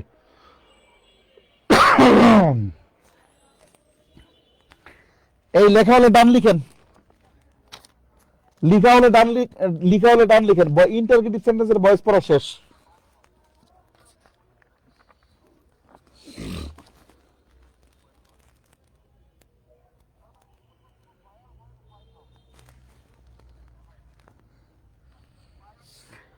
আল্লাহু আকবার। ডান। ওকে, নেক্সট। চলো আমরা দেখার চেষ্টা করি, চলো আমরা দেখার চেষ্টা। এই যে এখানে যত আছে, কি বলেন তো, ভয়েস অফ সেন্টেন্স, ইন্টারগেটিভ, এগুলো আপনারা একটু দেখতে পারেন, ঠিক আছে? এটা দেখতে পারেন। এই যে প্যাটার্ন 1 আমরা হ্যাভ ইউ রাইস, এটা আমরা বিস্তারিত এগুলো সবগুলো পড়াইছি আপনাদেরকে, ঠিক আছে? চলেন আমরা যাই, ওখানে মূল জায়গায় যাই। প্রথম কি আছে? Does he speak English. প্রথম একটা সহজ থেকে প্র্যাকটিস করেন, তারপরে পরে যাই। প্রথম নাম্বার, আচ্ছা, এক নাম্বারটা এমনিতে পারবেন। 2 নাম্বারটা করেন, কোশ্চেন নাম্বার 2। 1 নাম্বারটা এমনিতে পারবেন, 2 নাম্বারটা করবেন। কোথায় তাকাবেন? ভার্বের দিকে। ডিড যেহেতু আছে, ওকে, ডিড যেহেতু আছে, তাহলে প্রথম তো এটা আসবে না, অ্যাট লিস্ট ওয়াজ ওয়্যার আসবে। Did you read the book, did you read the book, এখানেও ডিড দিয়ে আছে, তাহলে was not the book, was not the book read by you, was the book, was the book not read by. এখন বলেন যে ভাই আপনি ওই যে আপনাদের বেসিক পড়াইলেন, প্রচুর বেসিক পড়াইলেন, বুঝাইলেন, আপনি প্রচুর বেসিক পড়াইতে পারেন। আমি জানি এইরকম শয়তানের প্রশ্ন আপনাদের মনে আসবে যে প্রচুর বেসিক পড়ান। দেখেন তো, ওই যে আপনাকে যদি পড়ান, এটা না পড়াইতে আমি যে নোট, এখন আপনার আপনার মতামত অনুসারে এইটা উত্তর হইতে পারে, এই যে নাউনের পরে নোট। আবার আপনার দৃষ্টিতে এইটা উত্তর হইতে পারে, নাউনের পরে নোট। কিন্তু দেখেন তো উত্তর কোনটা নিছে এরা, দেখেন তো উত্তর কোন নিছে? বি নাম্বার নিছে। আমি যদি বি নাম্বার বলতাম সেটা বেশি, কিন্তু এটা সকলের গ্রহণযোগ্য মত, বি নাম্বার নিচ্ছে। কেন? এই নোটটা কোথায় বসে বলেন তো? নোটটা কোথায় বসে? আচ্ছা,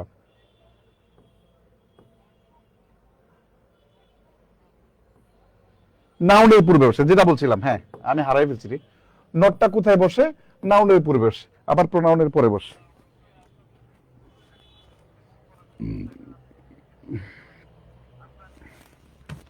নেক্সট পরবর্তীতে চলেন, এগুলা পারবেন বাকিগুলা। আমরা এখানে একটা যাই, হু কিল দ্য বার্ড, খুব খেয়াল করেন, হু কিল দ্য বার্ড। দেখেন আপনাদের বলছিলাম, এদিক তাকান, who kill the bird interrogative sentence তো, who kill the bird interrogative sentence দেয়নি কেন? আচ্ছা না দিলে না দিল। আচ্ছা হু আছে, who was killed by the bird. আচ্ছা হু ওয়াজ কিল্ড, এখানে কিল যেহেতু আছে তো who was killed by the bird. আবার দেখেন বাই হুম ওয়াজ, প্রথমেই কি আমাদের বাই হুম অথবা টু হুম, এটা আমরা ব্যবহার করলাম। এরপরে অক্সিলারি ভার্ব, এরপরে আমাদের কি লাগবে বলেন তো? দা কিল্ড বার্ড মানে। উত্তর করেন তো, উত্তর করেন। দেখেন এই প্রশ্নের উত্তর এই জায়গায় 4 নাম্বার কোশ্চেন, দেখেন এই প্রশ্নের উত্তর কি দেয়া আছে। 4 নাম্বার প্রশ্ন দেখেন ডি নাম্বার দেয়া আছে, কি আছে বলেন তো? বাই হুম ওয়াজ, বাই হুম ওয়াজ, এরপরে কি আছে বলেন তো? আমাদের মূল জিনিসটা কি বলেন তো? অবজেক্টটাকে সাবজেক্ট করতে হবে, অবজেক্টটাকে কি করতে হয়? সাবজেক্ট করতে হয়। তো বাই হুম ওয়াজ দা, এনো বার্ড আসবে, বার্ড কিল্ড, মিস্টেক। ওকে, ওটা ঠিক করে দিছি আমি, হ্যাঁ ওকে। পরবর্তী আরেকটা এক্সাম্পল যান, 41তম, who is calling, who is calling me, 41তম বিসিএস পরীক্ষার প্রশ্ন। হু ইজ কলিং ইন কি আছে বলেন তো? কি আছে আমাদের? Continuous tense, present continuous tense. তাহলে বাই হুম আসতে পারে, বাই হুমের পরে আপনি অক্সিলারি ভার্ব খুঁজেন, বাই হুমের পরে অক্সিলারি ভার্ব খুঁজেন, এটা হয় না। বাই হুমের পরে অক্সিলারি ভার্ব খুঁজেন, এটা হয় না। এটা হয় কিন্তু আরেকটা অক্সিলারি ভার্ব দুটো আসবে। তো by whom am I caught না, এই যে বাই হুম এম, এ দেখেন সঠিক উত্তর ডি নাম্বার। বুঝতে পারলাম? ভাবতে আমার সুখের তরি তো।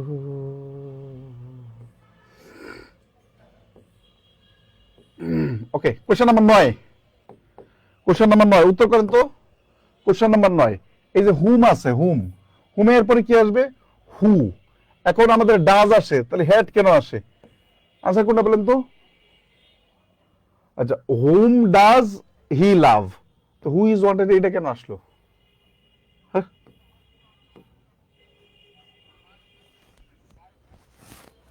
বুঝতে বললাম হুম থাকলে কি হু, বাকি সব ঠিকঠাক, এগুলো মুখস্থ করার দরকার নাই, স্ট্রাকচার মুখস্থ করিয়েন না। এইখানে আমরা দুইটা জিনিস শিখবো, খুব খেয়াল করেন। ওই যে বলছিলাম হোয়াট কখন পরিবর্তন হয় না আর হোয়াট কখন পরিবর্তন হয়, এটা নিয়মটা লিখবেন। এখানে হোয়াট এর পরে দেখেন, খুব খেয়াল করেন, এই যে হোয়াট এরপরে মেইন ভার্ব, এই যে হোয়াট এরপরে কি বলতো? Main verb. আনসার খুঁজেন, দেখেন আমি কোনো চেঞ্জ করছি কিনা। দেখেন, দেখেন কি আসছে বলেন তো? এই যে বাই হোয়াট, এই যে কি আছে বলেন তো? By what. তার মানে হোয়াটের পরে যদি মূল ভার্ব থাকে সেই ক্ষেত্রে আমাদের বাই হোয়াট ব্যবহৃত হয়।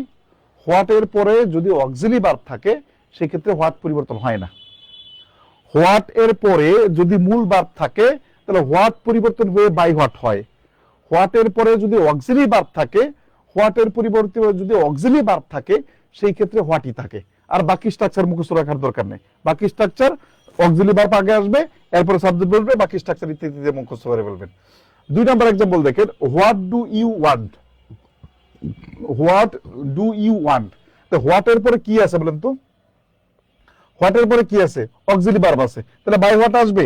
বাই হোয়াট আসবে না। তাহলে বাই হোয়াট কোথায়? এখানে দেওয়াও নাই। হোয়াট ডু, তাহলে ওয়াজ কেন আসবে? ওয়াজ কেন আসবে? তো হোয়াট ইজ ওয়ান্টিং কেন আসবে? আনসার করলে B number. Okay, 12 number question, why did your brother, কি আছে বলুন তো? খুব খেয়াল করেন, why did your brother write such a letter. তাহলে হোয়াই পরিবর্তন হবে না হবে না? Past indefinite tense, okay okay past indefinite. তো হোয়াই পরিবর্তন নাই, হোয়াই পরিবর্তন নাই, হোয়াই পরিবর্তন নাই, হোয়াই পরিবর্তন নাই। তাহলে ইন্টারগেটিভ সেন্টেন্স যেহেতু অবজেক্টটা সাবজেক্ট আসবে সাচ এ লেটার, কিন্তু তার পূর্বে কি আসবে? Auxiliary verb. দেখেন এখানে অক্সিলারি ভার্ব নাই, এখানে অক্সিলারি ভার্ব নাই, তাহলে প্রথমে এই বি নাম্বার সি নাম্বার এমনিতে এটা why was such a letter written by your brother.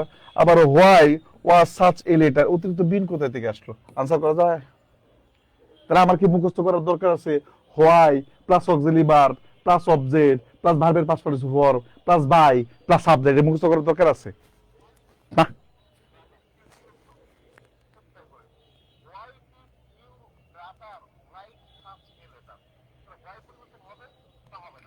বুঝতে পারছেন?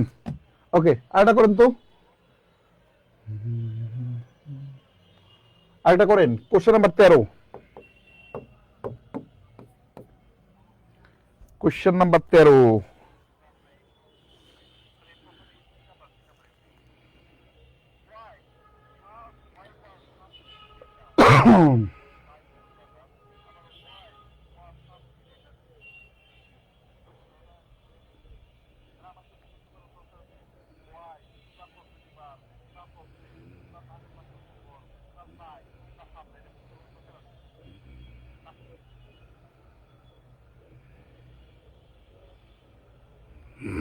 যুদ্ধোত্তর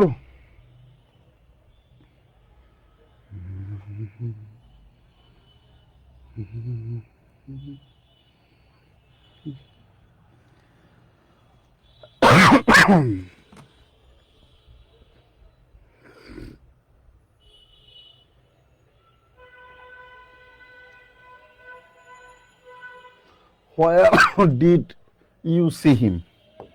খুব খেয়াল করেন। Where, where, where, where, এরপরে কি লাগবে? অক্সিলারি ভার্ব না, এনে অক্সিলারি ভার্ব না, এটা লাগবে না। Where was, এরপর সাবজেক্ট লাগবে না, সাবজেক্ট নাই। তার কারণ সাবজেক্টের আগে আমি কি বলছিলাম, সাবজেক্টের আগে প্রথম সেন্টেন্স গঠন হয় কি? সাবজেক্ট দিয়ে, ইন্টারোগেটিভ সেন্টেন্স যেহেতু, তো সাবজেক্টের আগে একটা, সাবজেক্টের আগে আমাদের সাবজেক্টের আগে অক্সিলারি ভার্ব থাকবে, যদি দুইটা থাকে সাবজেক্টের পরে একটা। তাহলে আনসার কোনটা আসবে বলুন তো? হোয়ার ওয়াজ হি সিন বাই ইউ। আচ্ছা, পরে চলেন আমরা এটা করে ফেলছি, এটা করে ফেলছি, দেখি কতটুকু আছে। ওকে, কি বলছে? Passive voice with group verb, bare infinitive এবং প্রেজেন্ট পার্টিসিপল। খুবই সহজ, কোনো ঝামেলা নাই। এক নাম্বার উদাহরণটা করে ফেলেন তো, দেখি পারেন কিনা। এক নাম্বার উদাহরণটা করে ফেলেন। My uncle looks after me, দ্রুত করেন। My uncle looks after me.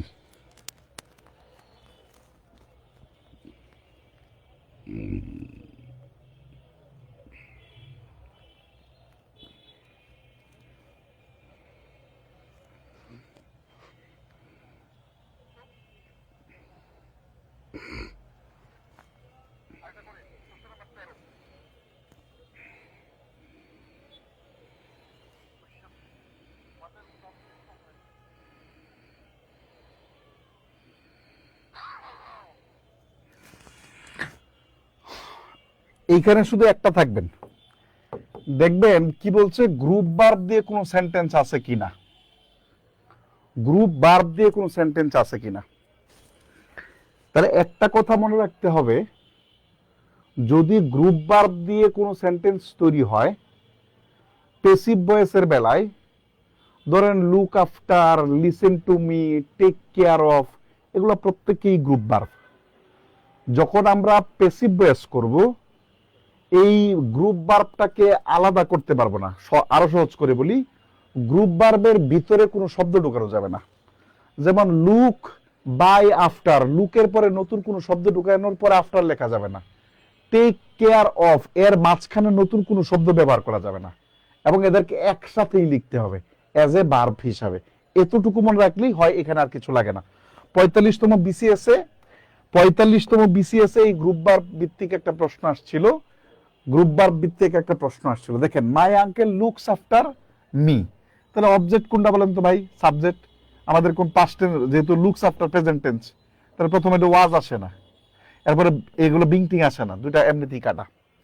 3 number, আচ্ছা এই লুকিং এমনিতেই হয় না, তাহলে আনসার এমনিতেই হয় রে ভাই। তাহলে প্রথম দেখেন, খুব খেয়াল করেন, অবজেক্টটাকে সাবজেক্ট বানাইছে আই, আয়ের সাথে যেহেতু প্রেজেন্ট টেন্স এম, এ দেখেন সচরাচর কি হয়েছে? 3 নাম্বার কাজ, ভার্বের পাস্ট পার্টিসিপল লুকড। এই যে আফটারটা কিন্তু একসাথেই আছে, দেখেন এদের মাঝখানে নতুন কিচ্ছু অ্যাড হয়নি। এরপরে নিয়ম অনুসারে বাই মাই আঙ্কেল, কোনো ঝামেলা নেই, ঠিক আছে।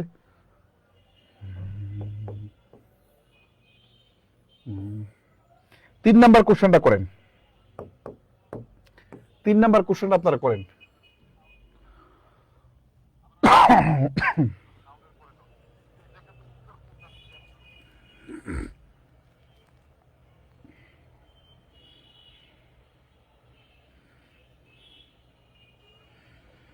Question number 3।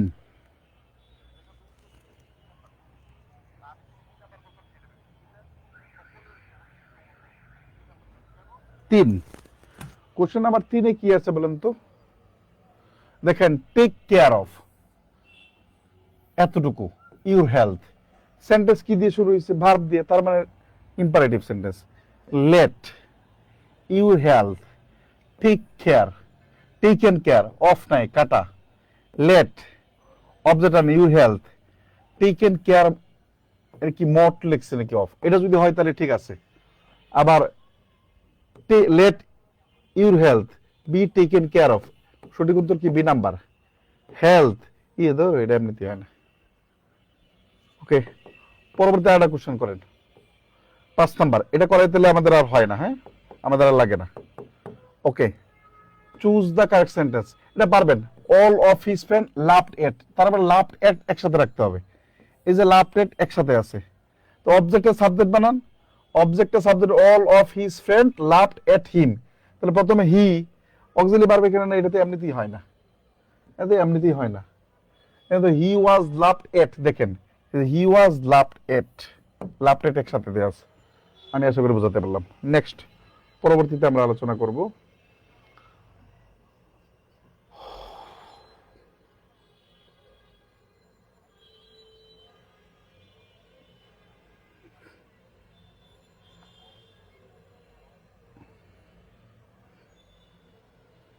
ওকে, এটা গেল আমাদের গ্রুপ ভার্বের বিষয়টা। এটা গেল কি বলেন তো, গ্রুপ ভার্বের বিষয়টা। এখন বিয়ার ইনফিনিটিভটা কি? কিছু ভার্বের পরে, কিছু ভার্বের পরে সাধারণত ভার্বটা টু উজ্জ থাকে। মেক, লেট, হেল্প, এদের পরে টুটা কি থাকে বলেন তো? উজ্জ থাকে। Make, let, help, hear, see, এরকম কিছু ভার্বের পরে ইনফিনিটিভ থাকে, ভার্বের বেস ফর্ম বসে। এরকম কিছু ভার্ব দাগায় ফেলেন, বিগত বছরে যে কয়টা আছে এই কয়টা দাগাবেন। কি কি বলেন তো? এরকম ভাবে একটা এক্সাম্পল দিই, একটা এক্সাম্পল দিয়ে বোঝাই, তাহলে বুঝতে সুবিধা হবে। কোথায় যেন একটা কুকের একটা এক্সাম্পল দিছিলাম।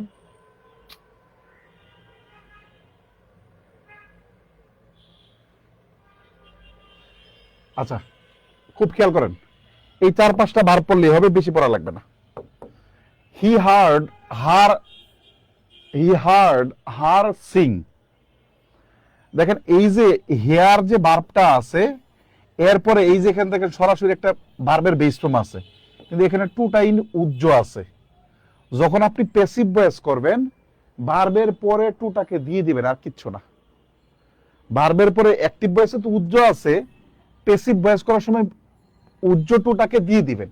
এরকম 4টা থেকে 5টা ভার্ব পড়বেন। একটা হচ্ছে সি, এটা হচ্ছে মেক, এটা হচ্ছে হেয়ার, HEAR, হেয়ার, ঠিক আছে। আর হচ্ছে হেল্প। এই 4টা ভার্ব লিখে রাখবেন। বিগত 30 বছরে এই 4টা ভার্ব থেকে ভয়েসে প্রশ্ন আসছে। তো অনেকগুলো ভয়েস আসছে, মেক, লেট, হেল্প, অনেকগুলো ভয়েস আসছে, যে আপনার এই ক্ষেত্রে অনেকগুলো ভার্ব আছে যেগুলোর ক্ষেত্রে ডিরেক্ট ভেয়ার ইনফিনিটিভ বসে। ওগুলা যদি পরীক্ষায় দেয়, তাহলে সেই ক্ষেত্রে আপনার প্যাসিভ ভয়েসের সঙ্গে অতিরিক্ত টু যুক্ত করে দিতে হবে। বিগত 30 বছরে যেহেতু দেয়নি, আপনার লাগবে না, আপাতত এটা শিখেন। তাহলে আমরা যেটা আমরা বলতেছিলাম, তা আমরা অতিরিক্ত টু যুক্ত করবো এই 4-5টা ভার্বের পরে। তাহলে হি হার্ড হার সং, তাহলে আমাদের অবজেক্টটা কে বলেন তো? অবজেক্টটা কে? অবজেক্ট হচ্ছে আমাদের হার, হার। He heard her Singh. আচ্ছা, তাহলে অবজেক্টটা হার, প্রথমে সি আনলো, হার্ডের পাস্ট টেন্স আসলো, হ্যাঁ, পাস্ট টেন্স এর পরে হার্ড। এই দেখেন সিং এর পরে অতিরিক্ত যে টু একটা সিং দেয়া আছে, বাই হিম, হিম, সঠিক উত্তর এটা। আবার দেখেন শি ওয়াজ হার্ড, এখানে সব ঠিক আছে, শুধু অতিরিক্ত টু দেয়া নাই। এই টু দেয়া না দেওয়ার কারণে এটা নেই, বুঝতে পারলাম। এরকম আরেকটা উদাহরণ দেন, যেমন যেমন আই স হিম গো, খুব খেয়াল করেন, আই স হিম গো, দেখেন আই স হিম গো, দেখেন ভার্বের বেয়ার ইনফিনিটিভ। তাহলে আমরা কি ভার্বের পরে অতিরিক্ত টুটা যুক্ত করে দেব। তাহলে অবজেক্টটাকে সাবজেক্ট আনেন, এই যে হি, এই যে হি, এই যে হি, এই যে হি, পাস্ট টেন্স যেহেতু, তাহলে ইজের খাওয়া নাই, ইজের খাওয়া নাই, কেটে দেন। তাহলে ওয়াজের খাওয়া আছে, ওয়াজের হেজের খাওয়া নাই, অতীতে এমনিতে হয় না। এই যে সিনের পরে দেখেন ভার্বের পরে আমাদের এখানে বেয়ার ইনফিনিটিভ, তো এখানে জাস্ট শুধু টুটা যুক্ত করে দিচ্ছে। আমি আশা করি বুঝাইতে পারলাম। বিসি, বিসি, বি মানে বেয়ার ইনফিনিটিভ ক্লিয়ার, লেখেন তো বেয়ার ইনফিনিটিভ ক্লিয়ার কিনা বলেন।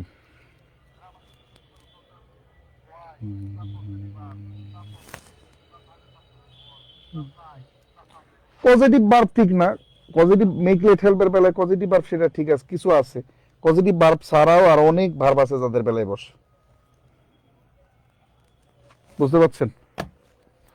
ওকে, আরো কিছু উদাহরণ একটু বলে দেই, খুব কমন যে তা না, এরকম না, কিন্তু রেয়ার, পরীক্ষায় জেনে রাখা ভালো। দেখেন আই স হিম প্লেইং, দেখেন কি আছে, subject plus verb plus object, এরপরে দেখেন present participle, subject plus verb plus object, এরপরে কি আছে present participle, subject plus verb plus object, এরপরে কি প্রেজেন্ট পার্টিসিপল। যদি এরকম পান কখনো subject plus verb plus object present participle, তাহলে এই প্রেজেন্ট পার্টিসিপলের কোনো পরিবর্তন হবে না, আর বাকিটা আপনি আপনার মতো করে করবেন। প্রেজেন্ট পার্টিসিপল কি হবে না, পরিবর্তন হবে না। তাহলে আমাদের এই জায়গায় ঘটনা কি আসছে, তো ফুটবল আসছে না, ফুটবল আসবে না, ফুটবল আসবে না, ফুটবল আসবে না, উত্তর কোনটা? এই যে হি ওয়াজ সিন, এখানে প্লেইড হবে না, বলুন তো, প্লেইং ফুটবল বাই মি, এটা সঠিক উত্তর। বুঝতে পারলাম? ওকে, এইটা এইটা একটা জিনিস দেখে রাখলাম। আরেকটা একটু দেখায় রাখি, আরেকটা একটু দেখায় রাখি, দেখেন যদি এরকম পান, এরকম পান যে subject plus verb plus object, এরপরে adjective plus infinitive, infinitive adjective plus infinitive যদি পান, তো এই ক্ষেত্রেও এটার কোনো পরিবর্তন করবেন না। তাহলে পরিবর্তন করবেন না দুইটা জায়গায়, একটা হচ্ছে প্রেজেন্ট পার্টিসিপল প্লাস অবজেক্ট, হ্যাঁ, প্রেজেন্ট পার্টিসিপল প্লাস অবজেক্ট, আর হচ্ছে অ্যাজেটিভ প্লাস ইনফিনিটিভ, এটা থাকলে এগুলোর কোনো পরিবর্তন হবে না। তাহলে ইট আসলো, ইট আসলো, it was found easy to do by me, আমাদের হতে পারে না ইট ওয়াজ ইজি। এখন প্রশ্ন যেটা আসবে, ইনফিনিটিভের করতে বেলা অনেকে ডি নাম্বার দিয়ে দিবে, এই যে এ নাম্বার আমাদের আনসার দেয়, কিন্তু এটা এই যে টু বি, সাধারণ ইনফিনিটিভ করতে গেলে ইনফিনিটিভের পর ওই যে বলছিলাম ইনফিনিটিভ বেলায় অতিরিক্ত কি আসে বলেন তো, ইনফিনিটিভ বেলায় অতিরিক্ত টু বি ডান আসে, অতিরিক্ত বি আসে, কিন্তু এইটা এই ক্ষেত্রে করা যাবে না। Subject plus verb plus object, এরপরে অ্যাজেটিভ প্লাস ইনফিনিটিভের ক্ষেত্রে এখানে অ্যাজেটিভ প্লাস ইনফিনিটিভ পরিবর্তন করা যাবে না। আপনি উদাহরণটা খাতায় লিখবেন, এরপরে এই উদাহরণটা এইভাবেই দাগাবেন যেভাবে দাগাইছি, লিখে রাখবেন অ্যাজেটিভ প্লাস ইনফিনিটিভ পরিবর্তন করা যাবে না। আচ্ছা, তবে বলে রাখা ভালো যে যদি লেট দ্বারা শুরু হয়, হ্যাঁ, যদি লেট দ্বারা শুরু হয়, লেটের পরে তো ভার্বের বেস ফর্ম বসে, তাই না? কিন্তু লেটের ক্ষেত্রে বসলে প্যাসিভ ভয়েসের ওই নিয়মটা কার্যকর হবে না। এত কঠিন জিনিস আসলে এখানে শিখাইতে চাচ্ছি না, লাগবে না, কারণ সব ধরনের এক্সামের লাগবে, বিসিএস এর এক্সামের ধরনের লাগবে না। Passive voice with quasi passive voice, এটা দুই একটা উদাহরণ লিখে রাখবেন, শিখে রাখেন যে কমপ্লিমেন্ট যুক্ত কোয়াসি প্যাসিভ ভয়েস মানে হচ্ছে, দেখেন কোয়াসি প্যাসিভ মানে হচ্ছে অর্ধেক passive voice. Quasi passive voice মানে কি? অর্ধেক প্যাসিভ ভয়েস। অর্ধেক প্যাসিভ ভয়েস কি বলেন তো? দেখেন সাবজেক্ট দেয়া আছে, সাধারণত আমরা প্যাসিভ শিখছি কি বলেন তো, প্যাসিভ শিখছি ভার্বের কাজটা যেই করতে পারে। এখন দেখেন তো টেস্টের কাজ কি হানি করতে পারে? করতে পারে না, বুঝাতে পারলাম? আচ্ছা দেখেন iron feels like, iron feels like, এখন ফিলস হার্ড, এখন আয়রন কি ফিল করার কাজটা করতে পারে না, বুঝাতে পারলাম? অনেকটা অ্যাক্টিভের মতো হলেও, অনেকটা অ্যাক্টিভের মতো হলেও, সরি অনেকটা প্যাসিভের মতো হলেও এটা অ্যাক্টিভ ভয়েস, এই কারণে এদেরকে কি বলা হয়? Passive voice. তো ভাই আমি এখান থেকে কি শিখবো? আপনার কিন্তু অন্য কিছু শেখার দরকার নেই, এরকম একটা এক্সাম্পল শিখবেন। কি বলেন তো, হানি টেস্ট সুইট, এটা আমরা করব। দেখবেন subject plus verb plus complement. প্রথমে সাবজেক্টটা ঠিক রাখবেন। চলেন আমরা একটা উদাহরণ দিই, তাহলে আরো সুবিধা হবে। চলেন আর একটা উদাহরণ দিই। SONEY, honey tasted sweet, SWEET sweet. খুব খেয়াল করেন, হানি টেস্টেড সুইট। প্রথমে ভার্ব দেখবেন কোন টেন্স, প্রেজেন্ট টেন্স। তার মানে honey is, present tense is sweet. এরপর অতিরিক্ত একটা when, when it is oblique was, এরপরে কমপ্লিমেন্ট সুইট, SWEET সুইট। স্ট্রাকচারটাও লিখে রাখতে পারেন যদি কারো প্রয়োজন হয়। তাহলে honey is sweet, subject plus tense অনুসারে auxiliary verb plus complement. Honey is sweet, honey is sweet, এরপরে হোয়েন ইট ইজ অথবা ইট ওয়াজ, এর হোয়েন ইট ইজ অথবা ইট ওয়াজ, এরপরে B3। হোয়েন ইট ইজ অথবা ইট ওয়াজ, এরপরে B3।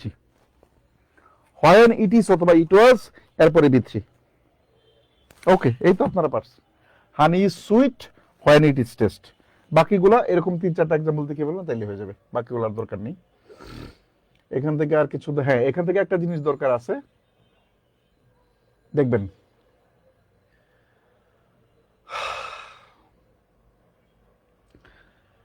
ইনডিফিনিট প্রোনাউন পড়াইছিলাম, মনে আছে আপনাদেরকে? ইনডিফিনিট প্রোনাউন মনে রাখতে হবে। ইনডিফিনিট প্রোনাউন যদি কোনো সেন্টেন্সে থাকে প্যাসিভ ভয়েসে, অ্যাক্টিভ ভয়েসে ইনডিফিনিট প্রোনাউন থাকলেও প্যাসিভ ভয়েসে ওই ইনডিফিনিট প্রোনাউনটা আর থাকে না, উজ্জ্ব থাকে। একটা উদাহরণ সরাসরি চোখে দেখাই, তাহলে বুঝতে সুবিধা হবে। যেমন খুব খেয়াল করেন, one should keep one's promise. খুব খেয়াল করেন, one should keep one's promise. খুব খেয়াল করেন, দেখেন উত্তর B নাম্বার দেয়া আছে। খুব খেয়াল করেন, এই যে B নাম্বারে দেখবেন কোথাও আমাদের এই যে ওয়ান অথবা ওয়ান এই টাইপের কোনো ওয়ার্ড নাই। এখানে ওয়ানটা কি বলেন তো, ইনডিফিনিট প্রনাউন। তো অ্যাক্টিভ ভয়েস থেকে প্যাসিভ ভয়েস করার সময় যদি ইনডিফিনিট প্রনাউন সেন্টেন্সের শুরুতে থাকে বা সেন্টেন্সে থাকে, প্যাসিভ করার সময় ওই ইনডিফিনিট প্রনাউনটা আর ব্যবহৃত হয় না। যেমন এই জায়গায় a promise should be kept. এখন প্রশ্ন হয়েছে এই যে ওয়ান্স প্রমিস, এখানে আ প্রমিস কেন? প্রমিসটা সাধারণত আমাদের কি বলেন তো কাউন্টেবল নাউন হিসেবে ব্যবহার করে না, আমরা সিঙ্গুলার বা এই সিঙ্গুলার শব্দ দিয়ে ব্যবহার ডিফাইন করার চেষ্টা করেছি। এখানে প্রমিস, এখানে প্রমিস, তারপরে প্রমিস শুড বি কল, না এটা না। Answer B number. আরেকটা উদাহরণ দেখে তাহলে চোখে লাগবে, আরেকটা উদাহরণ দেখাই তাহলে চোখে লাগবে।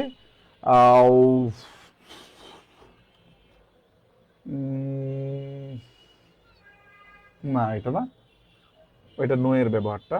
নোবডি নোজ হিম হেয়ার। খুব খেয়াল করেন, 6 নাম্বার, নোবডি নোজ হিম হেয়ার।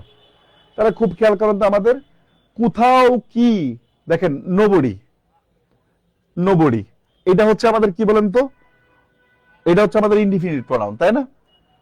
তাহলে আমাদের অবজেক্টটাকে সাবজেক্ট বানাইলাম, অবজেক্টটাকে কি বানাইলাম, সাবজেক্ট বানাইলাম।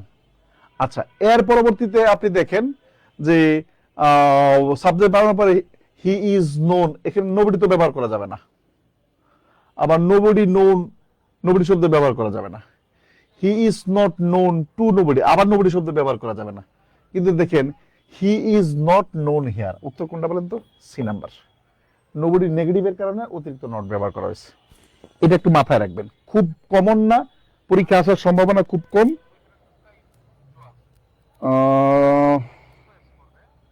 পরীক্ষা আসার সম্ভাবনা খুব কম, কিন্তু একটু মাথায় রাখবেন, ঠিক আছে? ওকে, পরবর্তীতে passive voice with complex sentence.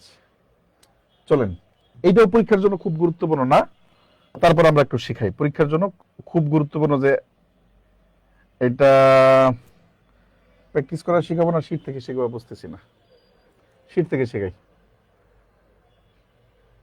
আচ্ছা চলেন প্র্যাকটিস করাই শিখাই। এই উদাহরণ দিয়ে শিখো, I know that he did the work.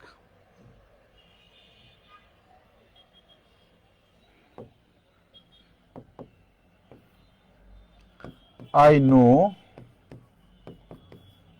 that he did the work. I know that he did the work. I know that he did the work. খুব খেয়াল করেন।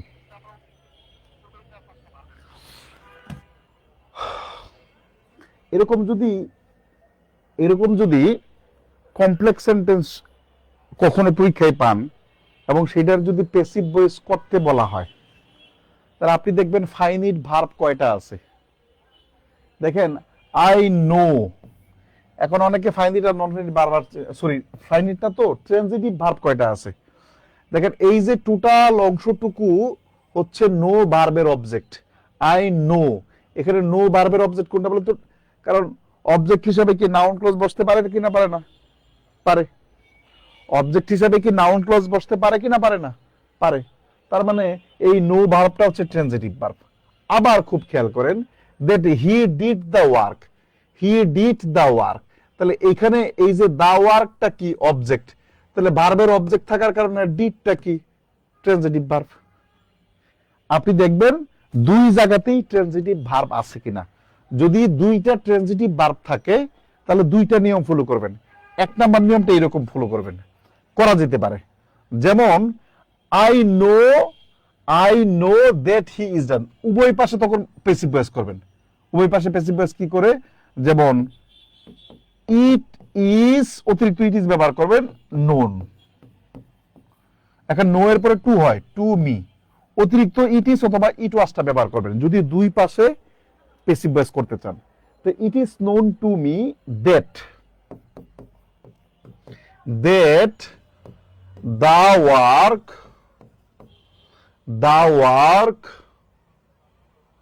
was done by him। আপনি দ্যাটটাকে ঠিক রাখলেন আর উভয় পাশে প্যাসিভ ভয়েস করে ফেললেন। পরীক্ষা এটা থাকতে পারে, বিশেষ করে 11 থেকে 20তম গ্রেডের যে লিখিত পরীক্ষাগুলো এগুলোতে থাকে, এই জন্য আপনাদের কম আলোচনা করতেছে এখানে। অথবা এরকম করতে পারেন, লাস্টের that the work was done by him, তখন ইটটা কেটে দিবেন, is known to me। এইটাই পরীক্ষা বিসিএস পরীক্ষা আসলে নিচেরটা আসবে, বিসিএস পরীক্ষা আসলে নিচেরটা আসবে, উপরেরটা না।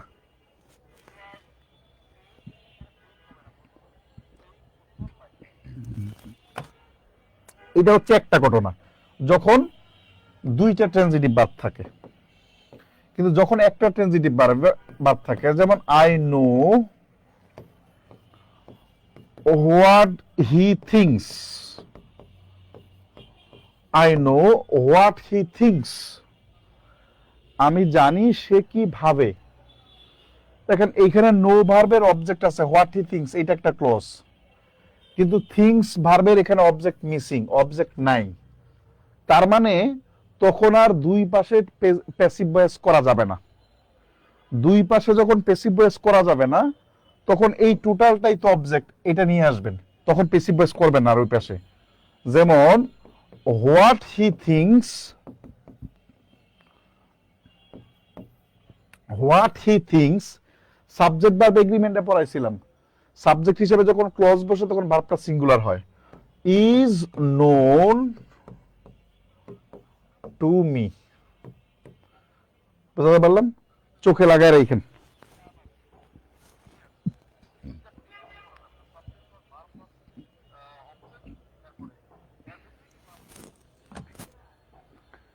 আচ্ছা, এখান থেকে একটু দেখতে পারেন।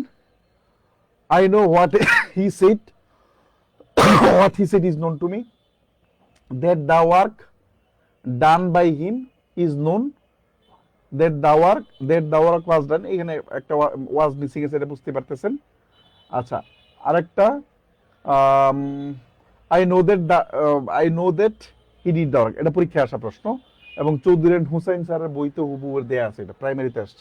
বিসিএস পরীক্ষাগুলোতে কখনো এই টাইপের প্রশ্ন আসতে দেখা যায়নি, তারপরও আমরা একটু দেখায় রাখলাম, যদি কখনো চলে আসে যেন এটা বলতে না পারেন যে কবির ভাই আপনাদেরকে পড়ায়নি। মিসিলেনাস এইটা সম্পর্কে আপনাদের এগুলো লাগবে না, এগুলো পরীক্ষা আসবে না, যেহেতু আমাদের বেসিক থেকে শুরু থেকে ইংরেজি বেসিক গ্রামারের শীট থেকে আপনাদের করানো হয়েছে, যার কারণে বহু প্রশ্ন আপনাদের এখানে দিয়ে দেওয়া হয়েছে। একটা জায়গার একটা প্রশ্ন আছে, এটা একটু বলে দিতে হয়।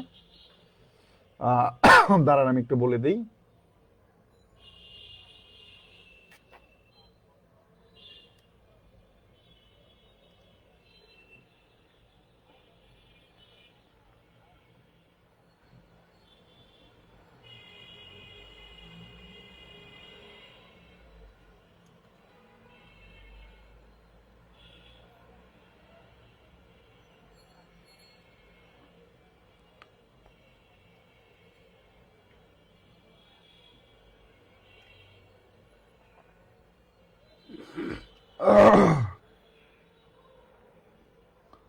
আচ্ছা, সাবজেক্ট হিসাবে হ্যাঁ এটা একটু দেখেন, এটা একটু মত 15 বিশেষ বহু আগে আসছিল, ডি নাম্বার দেখেন।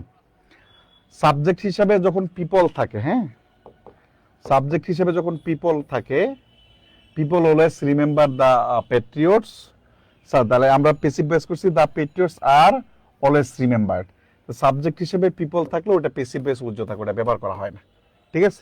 যদিও যে বাকি যেগুলো আছে, the patriots are always being, কোনোটাই উত্তর হয় না, একটাই উত্তর আছে, এমনিতেই বোঝা যায় একটা উত্তর, কিন্তু আপনি মাথায় রাখবেন সেন্টেন্সে পিপল থাকলে ওটাকে পেসিভ ভয়েসে আর ব্যবহার ওই যে ইনডিফিনিট প্রোনাউনের মতো ব্যবহার না করলেও চলে। দুইটা ক্লাস মেবি আপনাদের নিচে অ্যাক্টিভ এবং পেসিভ ভয়েসে, জানি না, হ্যাঁ দুইটাই মনে হয়। দুইটা ক্লাসে আপনাদের অ্যাক্টিভ এবং পেসিভ যতটুকু শিখাইছি, বিসিএস প্রিলির জন্য এর বেশি লাগবে না, বিসিএস প্রিলির জন্য এর বেশি লাগবে না। এতটুকু শিখলে বিসিএস প্রিলিমিনারিতে যে 2 মার্ক আসে, এই 2 মার্ক আপনি পাবেন ইনশাআল্লাহ। বাকিটা যদি আপনি প্র্যাকটিসের উপরে রাখেন ইনশাআল্লাহ, ঠিক আছে। আগামীকাল পরীক্ষা, ভালো করে পরীক্ষা দেন, প্রস্তুতি নেন। আরেকটা মতামত একটু বলবেন, আমাদের অনেক পড়া হয়ে গেছে, এই সবগুলা পড়া কাভার দেওয়ার জন্য আপনাদের কি কিছুদিন বন্ধ দিয়ে ওটার উপর পরীক্ষা নেওয়া যায় কিনা বলেন তো? কিছুদিন 10 দিন হতে পারে, সেটা 15 দিন হতে পারে, ওই 15 দিনের ভিতরে আমরা 3-4টা সাবজেক্টের উপর পরীক্ষা নিতে পারলাম, যেমন জিকা বাংলাদেশের উপরে পরীক্ষা নিতে পারলাম, অথবা আমাদের কিসের উপর পরীক্ষা নিলাম, বীজগণিতের উপর পরীক্ষা নিলাম, পাটিগণিতের উপর পরীক্ষা নিলাম, বাংলা গ্রামারের উপরে পরীক্ষা নিলাম, বাংলা এটা উপকারী বেশি হয় আমার কাছে মনে হয়, একটু বলেন তো।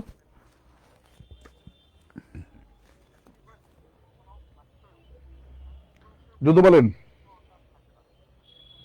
জি, কিছুদিন বন্ধ দিলে ভালো হয়, বিষয়টা এরকম না, কিছুদিন বন্ধ থাকবে ক্লাস, কিন্তু সাবজেক্ট ভিত্তিক পরীক্ষা হবে।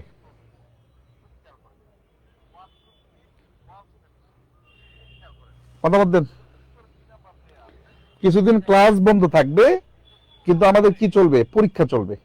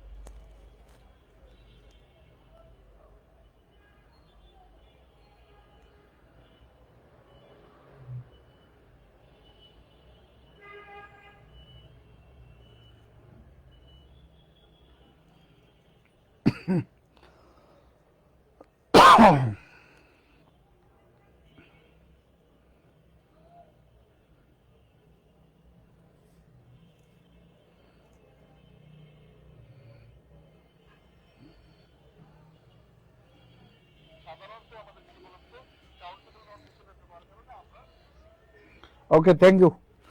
মতামত দিলাম, কারো কারো পক্ষে, বেশিরভাগ পক্ষে, কারো কারো বিপক্ষে, তারপরে সিদ্ধান্ত জানানো হবে ইনশাল্লাহ, ঠিক আছে।